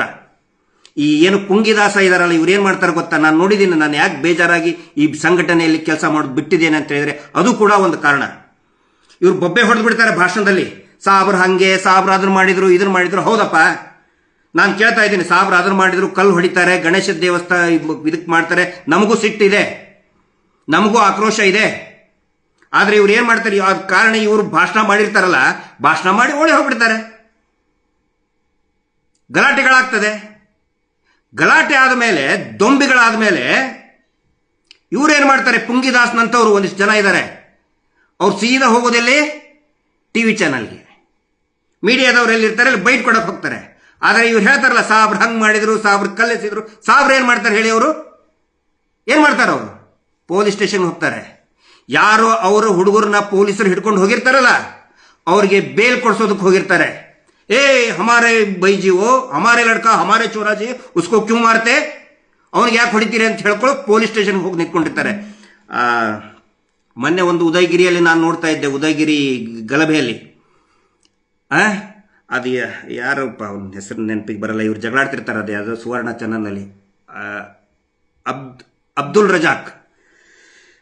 ಆ ಅಬ್ದುಲ್ ರಜಾಕ್ ಏನ್ ಮಾಡ್ತಾ ಇದ್ದ, ಉದಯಗಿರಿ ಗಲಾಟೆ ಆದ ಮೇಲೆ ಪೊಲೀಸ್ ಸ್ಟೇಷನ್ಗೆ ಹೋಗಿ ಅವ್ರ ಹುಡುಗರಿಗೆ ಬೇಲ್ ಕೊಡ್ಸೋದಕ್ಕೆ ಹೋಗಿದ್ದಾನೆ. ಅವನ್ ನೋಡಿ ಸ್ವಲ್ಪ ಆದ್ರೂ ಕಲಿಬೇಕಲ್ಲ. ಇವ್ರು ದೊಡ್ಡ ದೊಡ್ಡ ಭಾಷಣ ಬಿಗಿದು ಆ ಮೈಕಲ್ಲಿ ಹೂಸ್ ಬಿಟ್ಟು ಗೊಬ್ಬ ಎಬ್ಬಿಸಿ ಹೋಗ್ಬಿಡ್ತಾರೆ ಈ ಪುಂಗಿದಾಸ್ನಂತವ್ರು. ಹಿಂದೂ ಹುಡುಗರಿಗೆ ಒಂದು ಬೇಲ್ ಕೊಡಿಸೋದಕ್ಕೆ ಗತಿ ಯಾವ ಹಿಂದೂ ಲೀಡರ್ಗಳು ಕೂಡ ಬರುವುದಿಲ್ಲ. ಹಿಂದೂ ಹರ್ಷನ ಕೊಲೆ ಮಾಡಿದಂತವನು ಜೈಲಲ್ಲಿ ಬಿರಿಯಾನಿ ತಿಂತಾ ಇದ್ದ, ಶಿಕ್ಷೆ ಕೊಡಿಸಿದ್ರ ಇವರು? ಮಡಿವಾಳ ಸಂಘದ ಕಾರ್ಯಕರ್ತ ಕೊಲೆ ಆಗಿ ಹೋದ, ಶಿಕ್ಷೆ ಆಯ್ತಾ ಅವನ ಕೊಂದಂತವ್ರಿಗೆ? ಎಷ್ಟು ಉದಾಹರಣೆ ಕೊಡ್ಲಿ. ಪ್ರವೀಣ್ ನೆಟ್ಟಾರು ಕೊಂದಂತವನಿಗೆ ಶಿಕ್ಷೆ ಆಯ್ತಾ? ಆಗ್ಲಿಲ್ಲ. ಇವ್ರ ಕೆಲಸ ಏನಂತ ಹೇಳಿದ್ರೆ, ಹಿಂದೂ ಕಾರ್ಯಕರ್ತರು ಸಾಯಬೇಕು, ಬಲಿದಾನ ಆಗಬೇಕು, ಜೀವ ಕೊಡಬೇಕು. ಈ ಪುಂಗಿದಾಸ್ನಂತವ್ರು ಬಂದು ಪುಂಗಿ ಊದಿ ಹೋಗ್ಬಿಡ್ಬೇಕಿಷ್ಟೇ. ಇವ್ರು ಹೇಳ್ತಾರ ಸಾಬ್ರು ಹಂಗ್ ಮಾಡಿದ್ರೆ, ಅರೇ ಅವ್ರ ಹತ್ರ ಉದ್ದುದ್ದು ತಲವಾರ್ ಇಟ್ಕೊಂಡು ಓಡಾಡ್ತಾರೆ. ಅವರು ಉದ್ದುದ್ದು ತಲವಾರ್ ಇಟ್ಕೊಂಡು ಓಡಾಡ್ತಾರೆ ಅವರು. ಇವ್ರ ಹತ್ರ ಸೇಬು ಹಣ್ಣು ಕಟ್ ಮಾಡೋ ಅಂತ ಒಂದು ಚಿಕ್ಕ ಚಾಕುನೂ ಇರಲ್ಲ ಇವ್ರ ಹತ್ರ. ಅವ್ರ ಹತ್ರ ಎಲ್ಲಾ ಟ್ರೈನಿಂಗು ಕೊಟ್ಟಿರ್ತಾರೆ, ಇವ್ರ ಹತ್ರ ಏನೂ ಇರಲ್ಲ. ಇವ್ರ ಕೆಲಸ ಏನು? ಈ ಪುಂಗಿದಾಸ್ನಂತವ್ರು ಗೊಬ್ಬ ಎಬ್ಬಿಸಿ ಭಾಷಣ ಬಿಗಿದು ಹೋಗ್ಬಿಡೋದು. ಒಬ್ಬನಿಗೆ ಬೇಲ್ ಕೊಡ್ಸಲ್ಲ. ನಾನು ಯುವ ಮೋರ್ಚಾ ಅಧ್ಯಕ್ಷನಾದಾಗ ಒಂದು 51 ಜನರಿಗೆ ಏನೋ ಅವ್ರ ಮೇಲೆ ಕೇಸ್ ಇತ್ತು, ಅದನ್ನು ವಾಪಸ್ ತೆಗೆಸ್ಕೊಂಡಿದೆ. ಸದಾನಂದ ಗೌಡರು ಸಿಎಂ ಇದ್ರು, ಸಂತೋಷ್ ಅವರು ಜನರಲ್ ಸೆಕ್ರೆಟರಿ ಇದ್ರು. ನಾವು ಥ್ಯಾಂಕ್ಸ್ ಹೇಳಬೇಕು ಅಡ್ವೊಕೇಟ್ ದೊರೆರಾಜು ಅವರಿಗೆ, ಸ್ಟೇಟ್ SP ಇದ್ರು. ಅಷ್ಟು ಜನರ ಮೇಲಿರೋ ಪ್ರಕರಣಗಳನ್ನು ವಾಪಸ್ ತಗೊಂಡಿದ್ದೀವಿ. ಈಗಿನವರು ಇವ್ರು ಏನಾದರೂ ಆ ಥರ ಕೆಲಸ ಮಾಡ್ತಾರ? ಪ್ರಕರಣ ವಾಪಸ್ ತಗೊಳ್ಳೋದಕ್ಕೆ ಏನಾದರೂ ಓಡಾಡ್ತಾ ಇದ್ದಾರ? ಕೋರ್ಟಿಗೆ, ಸರ್ಕಾರದ ಮುಂದೆ, ಮಿನಿಸ್ಟರ್ ಮುಂದೆ ಹೋಗ್ತಾರ? ಇವರು ಏನೂ ಮಾಡಲ್ಲ. ಭಾಷಣ ಬಿಗಿಯೋದು, ಬೊಗಳೆ ಬಿಗಿಯೋದು, ಓಡಿ ಹೋಗ್ಬಿಡೋದು, ಕೇಸ್ ಹಾಕೋದು ಹುಡುಗರ ಮೇಲೆ. ಪಾಪ ಅಮಾಯಕ ಹುಡುಗರು ಗೊತ್ತಿರಲ್ಲ, ಜಗಳಾಡ್ತಾವೆ, ಒಂದು ಸಣ್ಣ ಚಾಕುನೂ ಇರಲ್ಲ, ಅವ್ರ ಹತ್ರ ಉದ್ದು ತಲವಾರ ಇರ್ತದೆ, ಹೊಡೆಸ್ಕೊತಾರೆ, ಸಾಯ್ತಾರೆ ಅಥವಾ ಕೇಸ್ ಹಾಕಿಸ್ಕೊತಾರೆ. ಇವರು ಓಡಿ ಹೋಗ್ಬಿಡೋದು. ಒಂದಿಷ್ಟು ಫಾಲೋವರ್ಸ್ ಇನ್ಕ್ರೀಸ್ ಆಗ್ತಾರೆ, ಕ್ಯಾಕೆ ಹೊಡಿತಾರೆ, ಸೀಟಿ ಹೊಡಿತಾರೆ, ಅದ್ರ ಸಲುವಾಗಿ ಒಂದಿಷ್ಟು ಭಾಷಣ ಮಾಡಿ ಹೋಗ್ಬಿಡ್ತಾರೆ. ತೀರ್ಥಹಳ್ಳಿಯಲ್ಲಿ 22 ಜನ ಹಿಂದೂ ಕಾರ್ಯಕರ್ತರ ಮೇಲೆ, ಗೋರಕ್ಷಕರ ಮೇಲೆ ಕೇಸ್ ಆಯ್ತು. ಯಾವ MP ಬರಲಿಲ್ಲ, ಹಿಂದೂ MP ಬರಲಿಲ್ಲ, ಯಾವ ಹಿಂದೂ MLA ಬರಲಿಲ್ಲ, ಹಿಂದೂ ಲೀಡರ್ ಬರಲಿಲ್ಲ, ಯಾರೂ ಬರಲಿಲ್ಲ. ಊರಿಗೆ ಹೋಗಿ ಮನೆಗೆ ಹೋಗಿ ಪೊಲೀಸರು ಇಟ್ಕೊಂಡು ಬಂದ್ರು ಅವ್ರನ್ನ. ಎಷ್ಟೋ ಜನ ಊರೇ ಬಿಟ್ಟರು. ಒಬ್ಬ ಲೀಡರ್ ಬರಲಿಲ್ಲ, ಒಬ್ಬ ಹಿಂದೂ ಲೀಡರ್ ಬರಲಿಲ್ಲ. ಇವ್ರ ಕೆಲಸ ಏನು? ಪುಂಗಿದಾಸನ ಕೆಲಸ ಬೊಗಳೆ ಬಿಡೋದು, ಭಾಷಣ ಬಿಡೋದು, ಹೂಸ್ಬಿಟ್ಟು ಮೈಕಲ್ಲಿ ಹೂಸ್ಬಿಟ್ಟು ಗೊಬ್ಬೆ ಎಬ್ಬಿಸಿ ಓಡಿ ಹೋಗ್ಬಿಡೋದು. ಅದರ ಸಲುವಾಗಿ ಇವತ್ತು ಹಿಂದೂ ಸಂಘಟನೆಗಳು ಗಟ್ಟಿಯಾಗಿ ನಿಲ್ತಾ ಇಲ್ಲ. ಯಾರೂ ಕೂಡ ಯಾವೊಬ್ಬ ಹಿಂದೂ ಕಾರ್ಯಕರ್ತ, ಹಿಂದೂ ಅಭಿಮಾನಿ, ಹಿಂದೂ ಲೀಡರ್ಗಳನ್ನ ನಂಬುತ್ತಾ ಇಲ್ಲ. ಯಾಕೆ ಮಹೇಶ್ ಶೆಟ್ಟಿ ತಿಮರೋಡಿ ಅವ್ರನ್ನ ಅಷ್ಟು ಗಟ್ಟಿಯಾಗಿ ನಿಂತ್ಕೊಂಡಿದ್ದಾರೆ ಅಂತ ಹೇಳಿದ್ರೆ, ಮಹೇಶ್ ಶೆಟ್ಟಿ ತಿಮರೋಡಿ ಯಾವತ್ತಿಗೂ ಕೂಡ ಕೇಸ್ ಹಾಕಿಸಿ ಓಡಿ ಹೋದಂತ ವ್ಯಕ್ತಿ ಮಹೇಶ್ ಶೆಟ್ಟಿ ತಿಮರೋಡಿ ಅಲ್ಲ. ಹಿಂಗಾಗಿ ಮಹೇಶ್ ಶೆಟ್ಟಿ ತಿಮರೋಡಿ ಅವ್ರನ್ನ ಯಾರು ಅಲ್ಲಾಡ್ಸಕ್ಕಾಗಲ್ಲ. ನೀವು ಎಷ್ಟೇ ಪ್ರಯತ್ನ, ನಿನ್ನೆನು ಕೂಡ ಅದೇ ಪ್ರಯತ್ನನೇ ಮಾಡ್ತಾ ಇದ್ರು. ಮಹೇಶ್ ಶೆಟ್ಟಿ ತಿಮರೋಡಿ ಅವ್ರನ್ನ ಹಾಳು ಮಾಡಿಬಿಟ್ರೆ ಸೌಜನ್ಯ ಹೋರಾಟನ ಹಾಳು ಮಾಡಿಬಿಟ್ಟಂಗೆ ಅಂತ ಇವರ ಭ್ರಮೆ. ಮತ್ತೆ ಸ್ಲೋಗನ್ ನೋಡಿದೆ ನಿನ್ನೆ ಟಿ ಶರ್ಟ್ ಮೇಲೆ, ನೀವು ನೋಡಿರ್ಬಹುದು. ನಾನು ಹಿಂದೂ, ನಾನು ಜೈನ್. ಟಿ ಶರ್ಟ್ ಮೇಲೆ ಬರೆದಿತ್ತು. ಈ ಪರಮ ಪೂಜ್ಯರು ಅಂತ ಅನಿಸ್ಕೊಳ್ತಾರಲ್ಲ, ಅವರಿಗೆ ನಾನು ಕೇಳ್ತಾ ಇದ್ದೀನಿ, ಇದೇ ಮಾತನ್ನ ಈ ಟಿ ಶರ್ಟ್ ಮೇಲೆ ಏನು ಹಾಕ್ಸಿದಿರಲ್ಲ ನೀವು, ನಾನು ಹಿಂದೂ, ನಾನು ಜೈನ್ ಅಂತ ಹೇಳಿ, ಸುಪ್ರೀಂ ಕೋರ್ಟ್ ಅಫಿಡವಿಟ್ನಲ್ಲಿ ಇದನ್ನ ಯಾಕೆ ಕೊಡಬಾರ್ದಾಗಿತ್ತು ನೀವು? ದೇವಸ್ಥಾನ ಹಿಂದೂಗಳದ್ದು ಅಂತ ಹೇಳಿ ಹಿಂದೂ ಎಂಡೋಮೆಂಟ್ ಆಕ್ಟ್ ಬೋರ್ಡ್ ಇದು ಹಿಂದೂಗಳದ್ದು ಅಂತ ಹೇಳಿದಾಗ ಏನಂತ ಕೊಟ್ರಿ ನೀವು? ಈ ಕುಟುಂಬದವರು ನಾವು ಹಿಂದೂಗಳಲ್ಲ, ದೇವಸ್ಥಾನದಲ್ಲಿ ಹಿಂದೂಗಳು ಪೂಜೆ ಮಾಡುವ ಹಕ್ಕಿಲ್ಲ. ಇಲ್ಲಿ ಇದೆ ನೋಡಿ, ವರ್ಡ್ಸ್ ಬೈ ವರ್ಡ್ ಹೇಳ್ತಾ ಇದ್ದೇನೆ. ಪ್ಯಾರಾ ನಂಬರ್ 4 ಅಲ್ಲಿ ನೀವು ಕೊಟ್ಟಂತ ಅಫಿಡವಿಟ್ ಅಲ್ಲಿ ನಿಮ್ಮ ಅಡ್ವೊಕೇಟ್ ವಾದ ಮಾಡಿದ್ದೇನು ಅಂತ ಹೇಳಿದ್ರೆ ಪ್ಯಾರಾ ನಂಬರ್ 4 ಅಲ್ಲಿದೆ, ಸುಪ್ರೀಂ ಕೋರ್ಟ್ ವೆಬ್ಸೈಟ್ನಲ್ಲಿನೇ ಇದೆ. Hindu cannot claim any right of worship at Dharmasthala. ಧರ್ಮಸ್ಥಳದಲ್ಲಿ ಹಿಂದೂಗಳು ಪೂಜೆ ಮಾಡುವ ಹಕ್ಕನ್ನ ಕೇಳುವಂತಿಲ್ಲ. Temple is a Jain in character. Temple ಅಂತ ಹೇಳಿದ್ರೆ ಇದು ಜೈನರ property. It's a Jain institute. It is not a Hindu religious institution. ಇದು ಹಿಂದೂ ಧಾರ್ಮಿಕ ಕೇಂದ್ರ ಅಲ್ಲವೇ ಅಲ್ಲ ಅಂತ ಬರೆದಂತವರು ನೀವು. ಕೋರ್ಟಲ್ಲಿ ಅಫಿಡಾವಿಟ್ ಅಲ್ಲಿ ಬರೆದಂತವರು ಟಿ ಶರ್ಟ್ ಅಲ್ಲಿ ಏನಂತ ಹಾಕಿಸ್ತೀರಿ? ನಾಚಿಕೆಟ್ಟವ್ರು ನೀವು. ನಾನು ಹಿಂದೂ, ನಾನು ಜೈನ್. ಯಾವ್ದನ್ನ ನಂಬಬೇಕು? ಅಧಿಕೃತ ಯಾವುದು? ಟಿ ಶರ್ಟ್ ಅಲ್ಲಿ ಹಾಕಿಸಿದ್ದು ಪ್ರಿಂಟ್ ಅಧಿಕೃತನ, ಅಥವಾ ಕೋರ್ಟ್ ಅಲ್ಲಿ, ಸುಪ್ರೀಂ ಕೋರ್ಟ್ ಅಲ್ಲಿ, ಹೈಕೋರ್ಟ್ ನಲ್ಲಿ ಬಾಂಡ್ ಪೇಪರ್ ಅಲ್ಲಿ ಅಫಿಡಾವಿಟ್ ಮೂಲಕ ಬರೆದಿದ್ದು ಅಧಿಕೃತನ? ಬುದ್ಧಿವಂತರಿದ್ದವರು ಯೋಚನೆ ಮಾಡಿ. ನಿನ್ನೆ ಹಾಕೊಂಡ್ಬಿಟ್ರೆ ಎಲ್ಲಾರು ನಾನು ಹಿಂದೂ, ನಾನು ಜೈನ್. ನನಗನ್ಸುತ್ತೆ ಇವ್ರ ಕನ್ಫ್ಯೂಷನ್ ಐತಿ, ಇವ್ರು ಹಿಂದೂಗಳಿಗೆ ಅಥವಾ ಜೈನರಿಗೆ ಅಂತ ಹೇಳ್ಕೊಂಡು ಕನ್ಫ್ಯೂಷನ್. ಎಷ್ಟೋ ಜನಕ್ಕೆ ಅದೊಂದು ಕನ್ಫ್ಯೂಷನ್ ಕ್ರಿಯೇಟ್ ಆಗಿದೆ. ಅದು ಹೆಂಗೆ? ಕಾರ್ಯಕ್ರಮಕ್ಕೆ ಹೋಗೋಕ್ಕಿಂತ ಮುಂಚೆ ಎಲ್ಲರೂ ಒಂದೊಂದು ಪೆಗ್ಗು, ಒಂದಿಷ್ಟು ಬಾರ್ ಅಂಡ್ ರೆಸ್ಟೋರೆಂಟ್ ಹೇಳಿಬಿಟ್ಟಿದ್ದಾರೆ, ದುಡ್ಡು ಕೊಟ್ಟು ಕಳಿಸಿದ್ದಾರೆ. ಹೋಗ್ಬೇಕು ಪೆಗ್, ಅದು ಕೂಡ ವೈರಲ್ ಆಗ್ತಾ ಇದೆ ವಿಡಿಯೋ. ಇವರು ಹಣೆ ಬರ. ಬಾರಿಗೆ ಹೋಗ್ಬೇಕು, ದುಡ್ಡು ಕೊಡಬೇಕು, ಪೆಗ್ ಕೊಡಿಬೇಕು, ಟಿ ಶರ್ಟು ನಾನು ಹಿಂದೂ, ನಾನು ಜೈನ್ ಕುಡಿದು ರಾಮೋತ್ಸವಕ್ಕೆ ಹೋಗ್ಬೇಕು. ಈ ಪುಂಗಿದಾಸನ ಮಾತು ಕೇಳಕ್ಕೆ, ಕೇಕೆ ಹೊಡೆಯೋದಕ್ಕೆ. ಇದು ರಾಮೋತ್ಸವ. ರಾಮ ಯಾವತ್ತಿಗೂ ಕೂಡ ಅತ್ಯಾಚಾರಿಗಳ ರಕ್ಷಣೆ ಮಾಡೋದಕ್ಕೆ ನನ್ನ ಭಾಷಣ ಮಾಡಿ ಅಂತ ಹೇಳಿಲ್ಲ. ಕೃಷ್ಣನು ಕೂಡ ಹೇಳಿಲ್ಲ, ಹನುಮಂತನು ಕೂಡ ಹೇಳಿಲ್ಲ.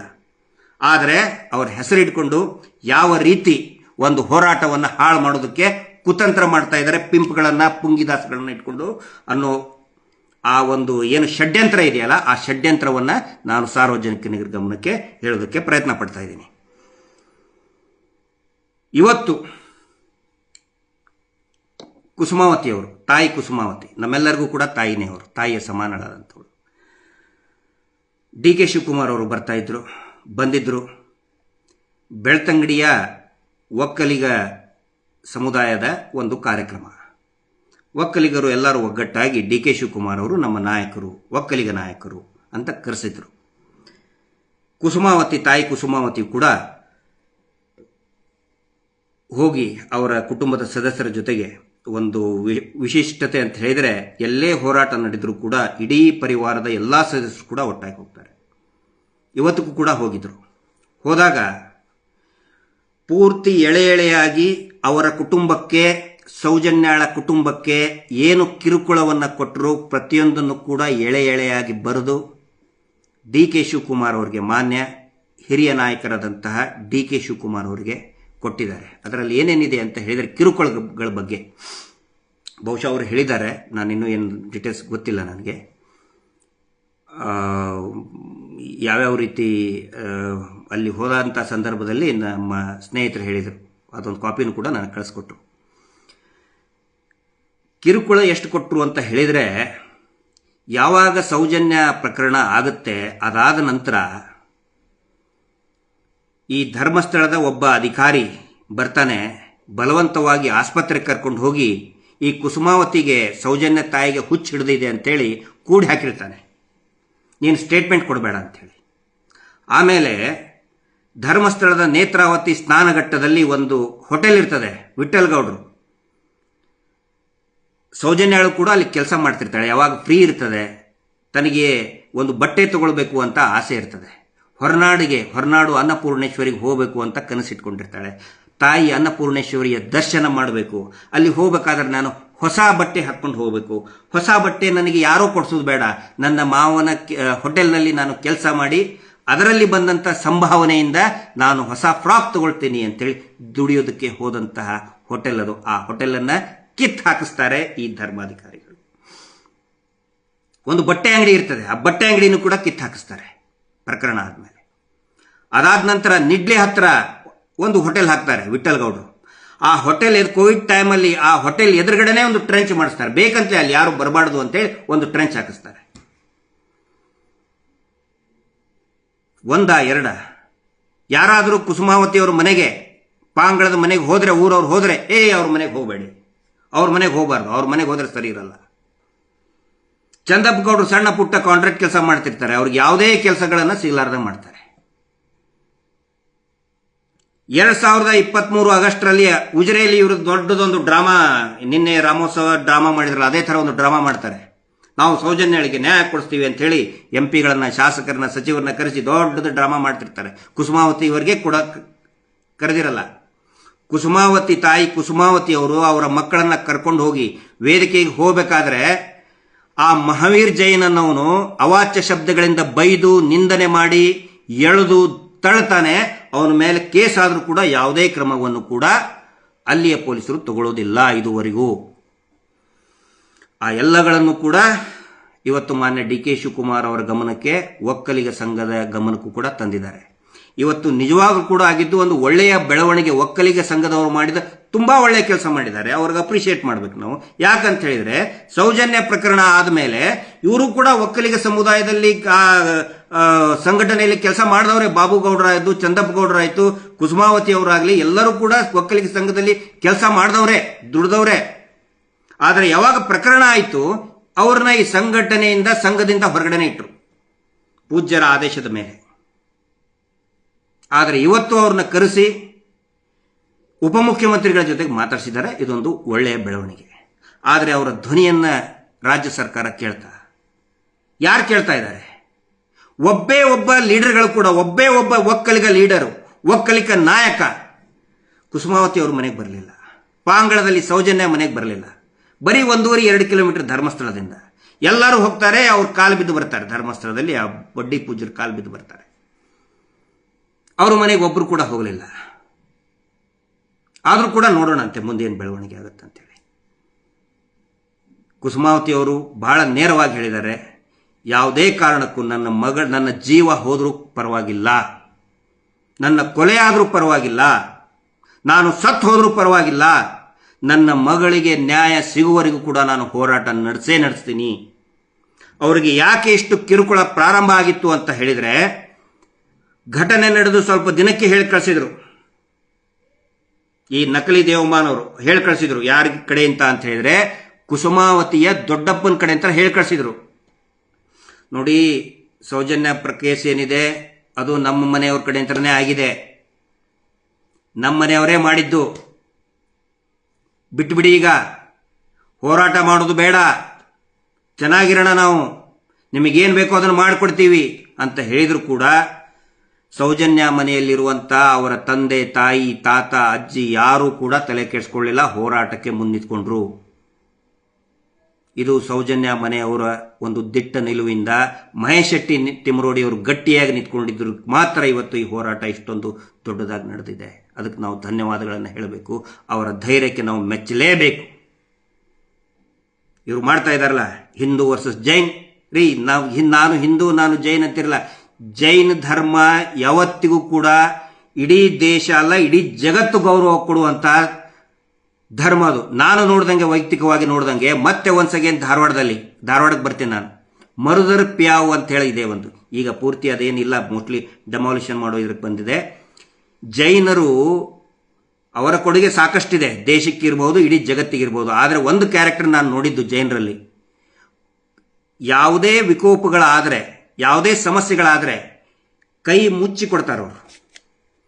ಕೋವಿಡ್ನಲ್ಲಿ ನಾನು ನೋಡಿದ್ದೀನಿ, ಬೆಂಗಳೂರಲ್ಲಿ ನಾನು ಇನ್ಚಾರ್ಜ್ ಇರಬೇಕಾದ್ರೆ, ಈ ಕೋವಿಡ್ ಆಕ್ಟಿವಿಟೀಸ್ ಮಾಡಬೇಕಾದ್ರೆ ಎಷ್ಟೋ ಜನ ಜೈನರು ಬಂದರು. ಇದು ನಮ್ಮ ಕಡೆಯಿಂದ ಇಷ್ಟು ಹಣ್ಣು, ಇಷ್ಟು ಬಿಸ್ಕೆಟ್, ಇಷ್ಟು ನೀರು ಪ್ಯಾಕೆಟ್, ಯಾರೊಬ್ರು ಕೂಡ ನನ್ನ ಹೆಸರು ಹೇಳಿ, ನನ್ನ ಹೆಸರು ಅನೌನ್ಸ್ ಮಾಡಿ ಅಂತ ಯಾವತ್ತಿಗೂ ಕೂಡ ಯಾವೊಬ್ಬ ಮುಖಂಡರು ಕೂಡ ಹೇಳಿಲ್ಲ. ಯಾವ ಜೈನ್ ಸಮುದಾಯದವರು ಕೂಡ ಹೇಳಿಲ್ಲ ನಮ್ಮ ಹೆಸರು ಹೇಳಿ ಅಂತ ಹೇಳಿ. ಅದು ಜೈನರ ಒಂದು ವಿಶೇಷತೆ. ಕೊಡುಗೈ ದಾನಿಗಳು ಯಾವತ್ತಿಗೂ ಕೂಡ ಹೆಸರಿಗೋಸ್ಕರ ಮಾಡುವಂಥವ್ರು ಅಲ್ಲ. ಇವ್ರ ರೀತಿ ಏನೋ ನಾವು ಅನ್ನದಾನ ಮಾಡಿಬಿಟ್ಟೆವು, ಒಂದೊಂದು ಸೀಟಿಗೆ 2 ಕೋಟಿ ತಗೊಳ್ತಾರೆ ದುಡ್ಡು. SDM ಅಲ್ಲಿ 2 ಕೋಟಿ 3 ಕೋಟಿ, ಮೆಡಿಕಲ್ ಇದಕ್ಕೆ, ರೇಡಿಯಾಲಜಿಗೆ 3 ಕೋಟಿ, ಇಷ್ಟು ಹೇಳಿ ನಾವು ಅನ್ನದಾನ ಮಾಡಿದೆವು, ನಾವು ವಿದ್ಯಾದಾನ ಮಾಡಿದೆವು. ಇವರು ಜೈನ ಪರಂಪರೆಗೆ ವಿರುದ್ಧ, ಇವರು ಜೈನ ಸಂಸ್ಕೃತಿಗೆ ವಿರುದ್ಧ. ಇವರು ಜೈನರು ಯಾವತ್ತಿಗೂ ಕೂಡ ಹಿಂಸೆಯನ್ನ ಅತಿ ಹೆಚ್ಚು ವಿರೋಧ ಮಾಡೋರು ಮತ್ತು ಪಾಲನೆ ಮಾಡೋರು ಜೈನರು. ಆದರೆ ಅತ್ಯಾಚಾರ ಮಾಡಿ, ಕೊಲೆ ಮಾಡಿ, ಬಿಸಾಕಿದಂಥ ಕುಟುಂಬ ಇದು.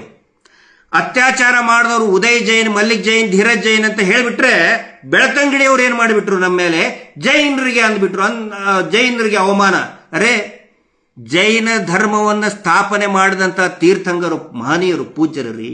ಉದಯ್ ಜೈನ್ ಜೈನ ಧರ್ಮ ಸ್ಥಾಪನೆ ಮಾಡಲಿಲ್ಲ, ಮಲ್ಲಿಕ್ ಜೈನ್ ಸ್ಥಾಪನೆ ಮಾಡಲಿಲ್ಲ. ಅವರು ಅಪವಾದ. ಈ ಕುಟುಂಬ, ಈ ಜೈನ್ ಸಂಸ್ಕೃತಿಗೆ, ಜೈನ್ ಧರ್ಮಕ್ಕೇನೆ ಈ ಕುಟುಂಬ ಒಂದು ಅಪವಾದ. ಅತ್ಯಂತ ಪವಿತ್ರವಾದಂತಹ ಧರ್ಮ ಅದು, ಶಾಂತಿ ಪಾಲನೆ ಮಾಡುವಂತ ಧರ್ಮ, ಅದು ಎಲ್ರಿಗೂ ಗೊತ್ತಿದೆ. ಅದಕ್ಕೆ ಯಾಕೆ ನಾವು ಜೈನ್, ಯಾಕೆ ಈಗ ಗೊತ್ತಾಯ್ತಾ ನಿಮಗೆ ನಾವು ಜೈನ್, ನಾವು ಹಿಂದೂ ಅಂತ ಹೇಳಿ? ಅಂದ್ರೆ ಈಗ ಜೈನ್ ವರ್ಸಸ್ ಹಿಂದೂ ಮಾಡಕ್ ಹೊಂಟವ್ರು ಇವರು, ಹಿಂದೂ ವರ್ಸಸ್ ಮುಸ್ಲಿಂ ಮಾಡಕ್ ಹೊಂಟವ್ರು ಇವರು, ಮತ್ತೆ ಹಿಂದೂ ವರ್ಸಸ್ ಹಿಂದೂ ಮಾಡಕ್ ನೋಡಿದ್ರು. ಆಕ್ಚುಲಿ ಇದು ಜೈನ್ ವರ್ಸಸ್ ಹಿಂದೂ ಅಲ್ಲ, ಹಿಂದೂ ವರ್ಸಸ್ ಮುಸ್ಲಿಂ ಅಲ್ಲ, ಹಿಂದೂ ವರ್ಸಸ್ ಹಿಂದೂ ಅಲ್ಲ. ಈ ಹೋರಾಟ ಇರುವುದು ಅತ್ಯಾಚಾರಿಗಳು ವರ್ಸಸ್ ಅಣ್ಣಪ್ಪ ಸ್ವಾಮಿ. ಅಣ್ಣಪ್ಪ ಸ್ವಾಮಿನೇ ನ್ಯಾಯ ಕೊಡಿಸೋದಕ್ಕೆ ಎದ್ದು ನಿಂತಿದ್ದಾರೆ. ದಯವಿಟ್ಟು ನಾನು ಕೊನೆಯದಾಗಿ ಒಂದು ವಿನಂತಿ ಮಾಡ್ಕೊಳ್ತಾ ಇದ್ದೀನಿ, ಅಣ್ಣಪ್ಪಯ್ಯ ಸ್ವಾಮಿಯ ಚರಿತ್ರೆಯನ್ನ ಒಂದು ಸಾರಿ ಎಲ್ಲರೂ ಓದಿ. ಸ್ವಾಮಿ ನಿತ್ಯಾನಂದರು, ಚಿಕ್ಕಮಗಳೂರಿನ ಸ್ವಾಮಿ ನಿತ್ಯಾನಂದರು ಬಹಳ ಬ್ಯೂಟಿಫುಲ್ ಆಗಿ ಬರೆದಿದ್ದಾರೆ ಅಣ್ಣಪ್ಪಯ್ಯರು ಯಾರು ಅಂತ ಹೇಳಿ. ಅನೇಕ ವರ್ಷಗಳ ಹಿಂದೆ ಇಡೀ ದೇಶವನ್ನ ಸುತ್ತಿ, ಬರಿಗಾಲಲ್ಲಿ ಸುತ್ತಿ, ನ್ಯಾಯದ ಬಗ್ಗೆ, ಧರ್ಮದ ಬಗ್ಗೆ, ಸತ್ಯ ಧರ್ಮದ ಬಗ್ಗೆ, ಆದಿಶಂಕರಾಚಾರ್ಯರಕ್ಕಿಂತಲೂ ಕೂಡ ಮುಂಚೆನೆ ಇಡೀ ದೇಶವನ್ನ ಪ್ರವಾಸ ಮಾಡಿ, ಕಾಲ್ನಡಿಗೆಯಲ್ಲಿ ಪ್ರವಾಸ ಮಾಡಿ, ನ್ಯಾಯದ ಬಗ್ಗೆ ಪ್ರಚಾರ ಮಾಡಿದಂಥವರು, ನ್ಯಾಯದ ಪ್ರಚಾರಕರು ಅಣ್ಣಪ್ಪಯ್ಯ ಸ್ವಾಮಿಯವರು. ಕೊನೆಗೆ ಅವರು ಪಾವಂಜೆಯಲ್ಲಿ ಅವರು ಲೀನರಾಗ್ತಾರೆ. ಈ ಹೋರಾಟದ ಒಂದು ವೈಶಿಷ್ಟ್ಯತೆ ಅಂತ ಹೇಳಿದ್ರೆ, ಇದಕ್ಕೆ ಎಲ್ಲಿಯೂ ಕೂಡ ಹಿಂಸೆಗೆ, ಗಲಭೆಗೆ ಅವಕಾಶ ಇಲ್ಲ. ಹೀಗಾಗಿ ಇವರು ಏನ್ ಮಾಡ್ತಾ ಇದ್ದಾರೆ ಗೊತ್ತಾ, ಅತ್ಯಾಚಾರಿಗಳ ಕಡೆಯವರು ಏನಾದರೂ ಈ ತರ ನಮ್ಮನ್ನ ಕೆಲ್ಸದಕ್ಕೆ ನೋಡ್ತಾ ಇದ್ದಾರೆ. ಎಷ್ಟೋ ಜನ ಹುಡುಗರು ನಮಗೆ ಹೇಳ್ತಾರೆ, ಸರ್ ಹೋಗಿ ಹೊಡೆದು ಬಿಡ್ತೀವಿ ಅವನ್ನ, ಅದೇನು ದೊಡ್ಡದಲ್ಲ, ಹೋಗಿ ಒಂದು ಹುಚ್ಚನಾಗಿ ಬಡ್ದಂಗೆ ಬಡಿತಾರೆ ಅವ್ರನ್ನೆಲ್ಲರೂ. ಆದರೆ ಅದು ನಮಗೆ ಬೇಕಾಗಿಲ್ಲ. ಈಗ ಆ ರೀತಿ ಮಾಡಬಹುದಾದ್ರೆ 12 ವರ್ಷದಿಂದ ಯಾರಾದರೂ ಮಾಡಿಬಿಡ್ತಿದ್ರು. ಹಂಗೆ ಮಾಡಿದ್ರೆ ಏನಾಗ್ತಿತ್ತು, ಅವ್ರ ಮೇಲೆ ಒಂದು ಅನುಕಂಪ ಸೃಷ್ಟಿ, ಅಯ್ಯೋ ಎಂಥ ಒಳ್ಳೆಯವರು, ಎಂಥ ಒಳ್ಳೆ ಜನ, ಪಾಪ ಯಾರೋ ಹೊಡೆದು ಹೋಗ್ಬಿಟ್ರು ಅಂತೇಳಿ. ಆದರೆ ಅಣ್ಣಪ್ಪಯ್ಯರಿಗೆ ಅದು ಬೇಕಾಗಿಲ್ಲ. ಇವರ ನೀಚತನವನ್ನ, ಇವರ ಕೊಲೆಗಡಕತನವನ್ನ, ಇವರ ಗೋಮುಖ ವ್ಯಾಘ್ರವನ್ನ ಹಂತ ಹಂತವಾಗಿ ಈ ಹೋರಾಟದ ಮುಖಾಂತರ ಆ ಗೋಮುಖ ವ್ಯಾಘ್ರವನ್ನ ಕಳಿಸ್ತಾ ಇದ್ದಾರೆ. ಇದೆಲ್ಲವೂ ಕೂಡ ಕಾನೂನಿನ ಸುಪರ್ದಿಯಲ್ಲಿನೇ ಆಗಬೇಕು. ಹಿಂಸೆಯ ಅವಶ್ಯಕತೆ ಇಲ್ಲ. ಹೀಗಾಗಿ ನಾನು ಎಲ್ಲಾ ಸೌಜನ್ಯ ಹೋರಾಟಗಾರರಿಗೆ, ಹೋರಾಟವನ್ನು ಬೆಂಬಲಿಸತಕ್ಕಂಥ ಪ್ರತಿಯೊಬ್ಬ ಜನಸಾಮಾನ್ಯರಿಗೂ ನಾನು ಹೇಳ್ತಾ ಇದ್ದೇನೆ, ಇಲ್ಲಿ ಹಿಂಸೆ, ಗಲಭೆಗೆ ಅವಕಾಶ ಇಲ್ಲ. ನಮ್ಮನ್ನು ಯಾರೇ ಎಷ್ಟೇ ಅವಮಾನ ಮಾಡಿದರೂ ಕೂಡ, ಹಿಂಸೆಗೆ ಪ್ರಚೋದನೆ ಕೊಟ್ಟರೂ ಕೂಡ ನಾವು ಅದಕ್ಕೆ ತಲೆ ಕೆಡಿಸ್ಕೊಳ್ಳೋದಿಲ್ಲ. ಕಾನೂನು ರೀತಿಯಲ್ಲಿನೇ ಅವರು ಬೆತ್ತಲಾಗಬೇಕು. ಬೆತ್ತಲ ಆಗ್ತಾ ಇದ್ದಾರೆ, ಆಗಿದ್ದಾರೆ. ಅವ್ರಿಗೆ ಉಳ್ಕೊಳ್ಳೋದಕ್ಕೆ, ಅವಸ್ಕೊಳ್ಳೋದಕ್ಕೆ ಜಾಗ ಇಲ್ಲ. ಹಿಂಗಾಗಿ ಹಿಂದೂ ವರ್ಸಸ್ ಮುಸ್ಲಿಂ ಅನ್ನೋ ಚಾದರ್ ತಗೊಂಡು ಮರ್ತಾ ಇದ್ದಾರೆ. ಹಿಂದೂ ವರ್ಸಸ್ ಜೈನ್ ಅನ್ನುವ ಚಾದರ್ ತಗೊಂಡು ಮುಚ್ಕೊಳಕ್ ನೋಡ್ತಾ ಇದ್ದಾರೆ. ಹಿಂದೂ ವರ್ಸಸ್ ಹಿಂದೂ ಅಂತ ತೋರಿಸಿ ಬೆತ್ತಲೆ, ತಾವು ಆಗಿರುವಂತಹ ಬೆತ್ತಲೆ ಮುಖವನ್ನ, ದೇಹವನ್ನು ಮುಚ್ಕೊಳಕ್ ನೋಡ್ತಾ ಇದ್ದಾರೆ. ಆಗ್ತಾ ಇಲ್ಲ. ನಿನ್ನೆ ನಡೆದಂತಹ ಉಜಿರೆಯಲ್ಲಿ ಇವ್ರು ಹೇಳ್ತಾರಲ್ಲ, ನಾನು ಹಿಂದೂ, ನಾನು ಜೈನ್ ಅಂತ ಹೇಳ್ತಾರಲ್ಲ, ಅಲ್ಲಿರುವಂತಹ ಒಂದು ದೇವಸ್ಥಾನ, ಇಡೀ ರಾಜ್ಯದ ಜನ ದಯವಿಟ್ಟು ಕೇಳಿಸ್ಕೊಳ್ಳಿ, ಇದನ್ನ ಬೊಗಳೆ ಬಿಡ್ತಾರಲ್ಲ ಇಲ್ಲಿ ಬಂದು, ಹಿಂದೂ ಸಂಸ್ಕೃತಿಗೆ ಅಪಮಾನ ಮಾಡ್ತಾ ಇದ್ದಾರೆ ಸೌಜನ್ಯ ಹೋರಾಟ ಮಾಡಿ ಅಂತ ಹೇಳಿ. ಅವ್ರಿಗೂ ಕೂಡ ಗೊತ್ತಿರಲಿ, ಉಜಿರೆಯ ಕುಂಜರ್ಪಾದಲ್ಲಿ, ಅದು ಶ್ರೀ ಕ್ಷೇತ್ರ ತಿಮರೋಡಿ ಕುಂಜರ್ಪ ಕ್ಷೇತ್ರ, ಆ ಕ್ಷೇತ್ರದಲ್ಲಿ ಒಂದು ದೇವಸ್ಥಾನದ ಜಾಗೆ ಇತ್ತು. ಅದು ಶೃಂಗೇರಿ ಶಾರದಾಂಬೆ ಪೀಠದ ಜಾಗೆ, ಅದು ದೇವಸ್ಥಾನದ ಜಾಗೆ, ಅದಕ್ಕೆ ಸಂಬಂಧಪಟ್ಟಂತ ಆಸ್ತಿ. 2010ರಲ್ಲಿ ಮಹೇಶ್ ಶೆಟ್ಟಿ ತಿಮರೋಡಿಯವರು ಅಲ್ಲಿ ದೇವಸ್ಥಾನ ಕಟ್ಟೋದಕ್ಕೆ ಪ್ರಾರಂಭ ಮಾಡ್ತಾರೆ. ಯಾಕಂತ ಹೇಳಿದ್ರೆ ಅಲ್ಲಿ ಶೃಂಗೇರಿ ಶಾರದಾಂಬೆಯ ಮೂರ್ತಿ ಸಿಕ್ಕಿರುತ್ತೆ, ಈಶ್ವರನ ಮೂರ್ತಿ ಸಿಕ್ಕಿರುತ್ತೆ, ಅನೇಕ ದೇವರ ಮೂರ್ತಿಗಳು ಸಿಕ್ಕಿರುತ್ತೆ, ಅಣ್ಣಪ್ಪಯ್ಯ ಸ್ವಾಮಿ ಅವರ ಮೂರ್ತಿನೂ ಕೂಡ ಸಿಕ್ಕಿರುತ್ತೆ. ಯಾಕಂದ್ರೆ ಅದು ಅಣ್ಣಪ್ಪಯ್ಯ ಸ್ವಾಮಿಗಳ ಮೂಲ ಕ್ಷೇತ್ರ ಅಂತ ಪ್ರತೀತಿ ಇದೆ. ಅಲ್ಲಿ ಮಹೇಶ್ ಶೆಟ್ಟಿ ತಿಮರೋಡಿಯವರು ದೇವಸ್ಥಾನ ಕಟ್ಟೋದಕ್ಕೆ ಪ್ರಾರಂಭ ಮಾಡ್ತಾರೆ. ಇದೇ ದೇವಸ್ಥಾನದ ಪ್ರಭಾವಿ ಕುಟುಂಬದ ನಕಲಿ ದೇವಮಾನವ ಅಂಡ್ ಗ್ಯಾಂಗ್, ಅದರಲ್ಲಿ ಒಬ್ಬ ಯಾರು ಧನಕೀರ್ತಿ ಜೈನ್, ಏನು ಮೊನ್ನೆ ಹೋರಾಟ ನಿಲ್ಲಿಸೋದಕ್ಕೆ ಅರ್ಜಿ ಕೊಟ್ಟಿದ್ದಾನಲ್ಲ, ಅವನು ಅವ್ರ ಅಣ್ಣ ಇನ್ನೊಬ್ಬರು ಅಡ್ವೊಕೇಟ್ ಇದ್ದಾನೆ. ಅಡ್ವೊಕೇಟ್ ಅಂತ ಹೇಳಿದ್ರೆ ಅವರ ಪ್ರೊಫೆಷನ್ಗೆ ವಿ ಹ್ಯಾವ್ ರೆಸ್ಪೆಕ್ಟ್. ಆದರೆ ಇವರೆಲ್ಲ ಸೇರ್ಕೊಂಡು ಅಲ್ಲಿ ಪ್ರಾಣ ಪ್ರತಿಷ್ಠೆ ಆದರೂ ಕೂಡ ಆ ದೇವಸ್ಥಾನದಲ್ಲಿ ಅಣ್ಣಪ್ಪ ಸ್ವಾಮಿಯರ ಪ್ರತಿಷ್ಠೆ ಆಗುತ್ತೆ. ದೇವಸ್ಥಾನ ಕಟ್ಟಿಸಿದ ಮೇಲೆ 4 ವರ್ಷ ದಸರಾ ಮಹೋತ್ಸವ ನಡೀತದೆ, ದೈವದ ನಡಾವಳಿಗಳ ನಡೀತವೆ. ಅದನ್ನು ನೋಡಕ್ಕೆ ಇವರಿಗೆ ಆಗುದಿಲ್ಲ. ಪರಮ ಪೂಜ್ಯರು ಅಂತ ಏನು ಕರೆಸ್ಕೋತಾರಲ್ಲ, ದೇವಮಾನವ ಅಂತ ಬಿದಿರದನ್ನ ತಗೊಂಡಿದಾರಲ್ಲ, ಅಧಿಕಾರಿಗಳನ್ನ ಮುಂದಿಟ್ಟು, ಇವರದೇ ಆದಂತಹ ಜಡ್ಜ್ಗಳನ್ನ ಮುಂದಿಟ್ಟು ಆ ದೇವಸ್ಥಾನಕ್ಕೆ ಬೀಗ ಜಡಿಸಿ ಇಟ್ಟಿದ್ದಾರೆ. ಅಲ್ಲಿ ಅಭಿಷೇಕ ಆಗಬಾರ್ದು ಶಿವನಿಗೆ, ಚಂದ್ರಮೌಳೇಶ್ವರ ದೇವರಿಗೆ ಶಿವನಿಗೆ ಅಭಿಷೇಕ ಮಾಡೋದನ್ನ ಮಾಡಬಾರದು ಅಂತ ಹೇಳಿ ಆ ದೇವಸ್ಥಾನಕ್ಕೆ ಕೀಲಿಯನ್ನು ಹಾಕಿಟ್ಟಿದ್ದಾರೆ. ಮಹೇಶ್ ಶೆಟ್ಟಿ ತಿಮ್ಮರೋಡಿಯವರು ಅದಕ್ಕೋಸ್ಕರ ಸಿಕ್ಕಾಪಟ್ಟೆ ಹೋರಾಟ ಮಾಡಿದ್ರು. ಹಿಂಗಾಗಿ ಮಹೇಶ್ ಶೆಟ್ಟಿ ಅವ್ರ ಕಂಡ್ರೆ ಇವ್ರಿಗಾಗೋದಿಲ್ಲ. ಇವತ್ತು ನಾನು ಹೇಳ್ತಾ ಇದ್ದೀನಿ, ಯಾಕೆ ಮಹೇಶ್ ಶೆಟ್ಟಿ ತಿಮ್ಮರೋಡಿ ಅವರ ಬಗ್ಗೆ ಇವರು ಇಷ್ಟೊಂದು ಬೆಂಕಿ ಕಾರ್ತಾರೆ, ಅಸೂಯೆ ಪಡ್ತಾರೆ ಅಂತ ಹೇಳಿದ್ರೆ, ಮಹೇಶ್ ಶೆಟ್ಟಿ ತಿಮ್ಮರೋಡಿಯವರು ನಿತ್ಯ ನಿರಂತರವಾಗಿ ಆ ಹಿಂದೂಗಳ ಪರವಾಗಿ, ದೇವಸ್ಥಾನದ ಪರವಾಗಿ, ಹಿಂದೂಗಳ ಪರವಾಗಿ ಅಂತ ಹೇಳಿ ಯಾವತ್ತಿಗೂ ಮುಸಲ್ಮಾನರಿಗೆ ಬೈಲಿಲ್ಲ, ಕ್ರಿಶ್ಚಿಯನ್ರಿಗೆ ಬೈಲಿಲ್ಲ ಅವರು. ಇದು ವಾಸ್ತವ. ಆ ಕ್ಷೇತ್ರದಲ್ಲಿ ನಿನ್ನೆ, ಉಜಿರೆಯ ಕ್ಷೇತ್ರದಲ್ಲಿ ನಿನ್ನೆ ರಾಮೋತ್ಸವ ಮಾಡಿ ಸೌಜನ್ಯ ಹೋರಾಟವನ್ನು ಹಾಳು ಮಾಡೋದಕ್ಕೆ ಪ್ರಯತ್ನ ಮಾಡಿದಾರಲ್ಲ, ಅದು ಯಾವತ್ತಿಗೂ ಕೂಡ ಆಗುವುದಿಲ್ಲ. ಯಾಕಂತ ಹೇಳಿದ್ರೆ ಇದು ಸೌಜನ್ಯ ಶಕ್ತಿ. ಇದು ಹಿಂದೂ ವರ್ಸಸ್ ಮುಸ್ಲಿಂ ಅಲ್ಲ, ಹಿಂದೂ ವರ್ಸಸ್ ಜೈನ್ ಅಲ್ಲ, ಹಿಂದೂ ವರ್ಸಸ್ ಹಿಂದೂ ಅಲ್ಲ. ಈ ಹೋರಾಟ ಇರೋದು ಅತ್ಯಾಚಾರಿ versus Annappayya Swamy. Justice for Soujanya. ನಮಸ್ತೆ.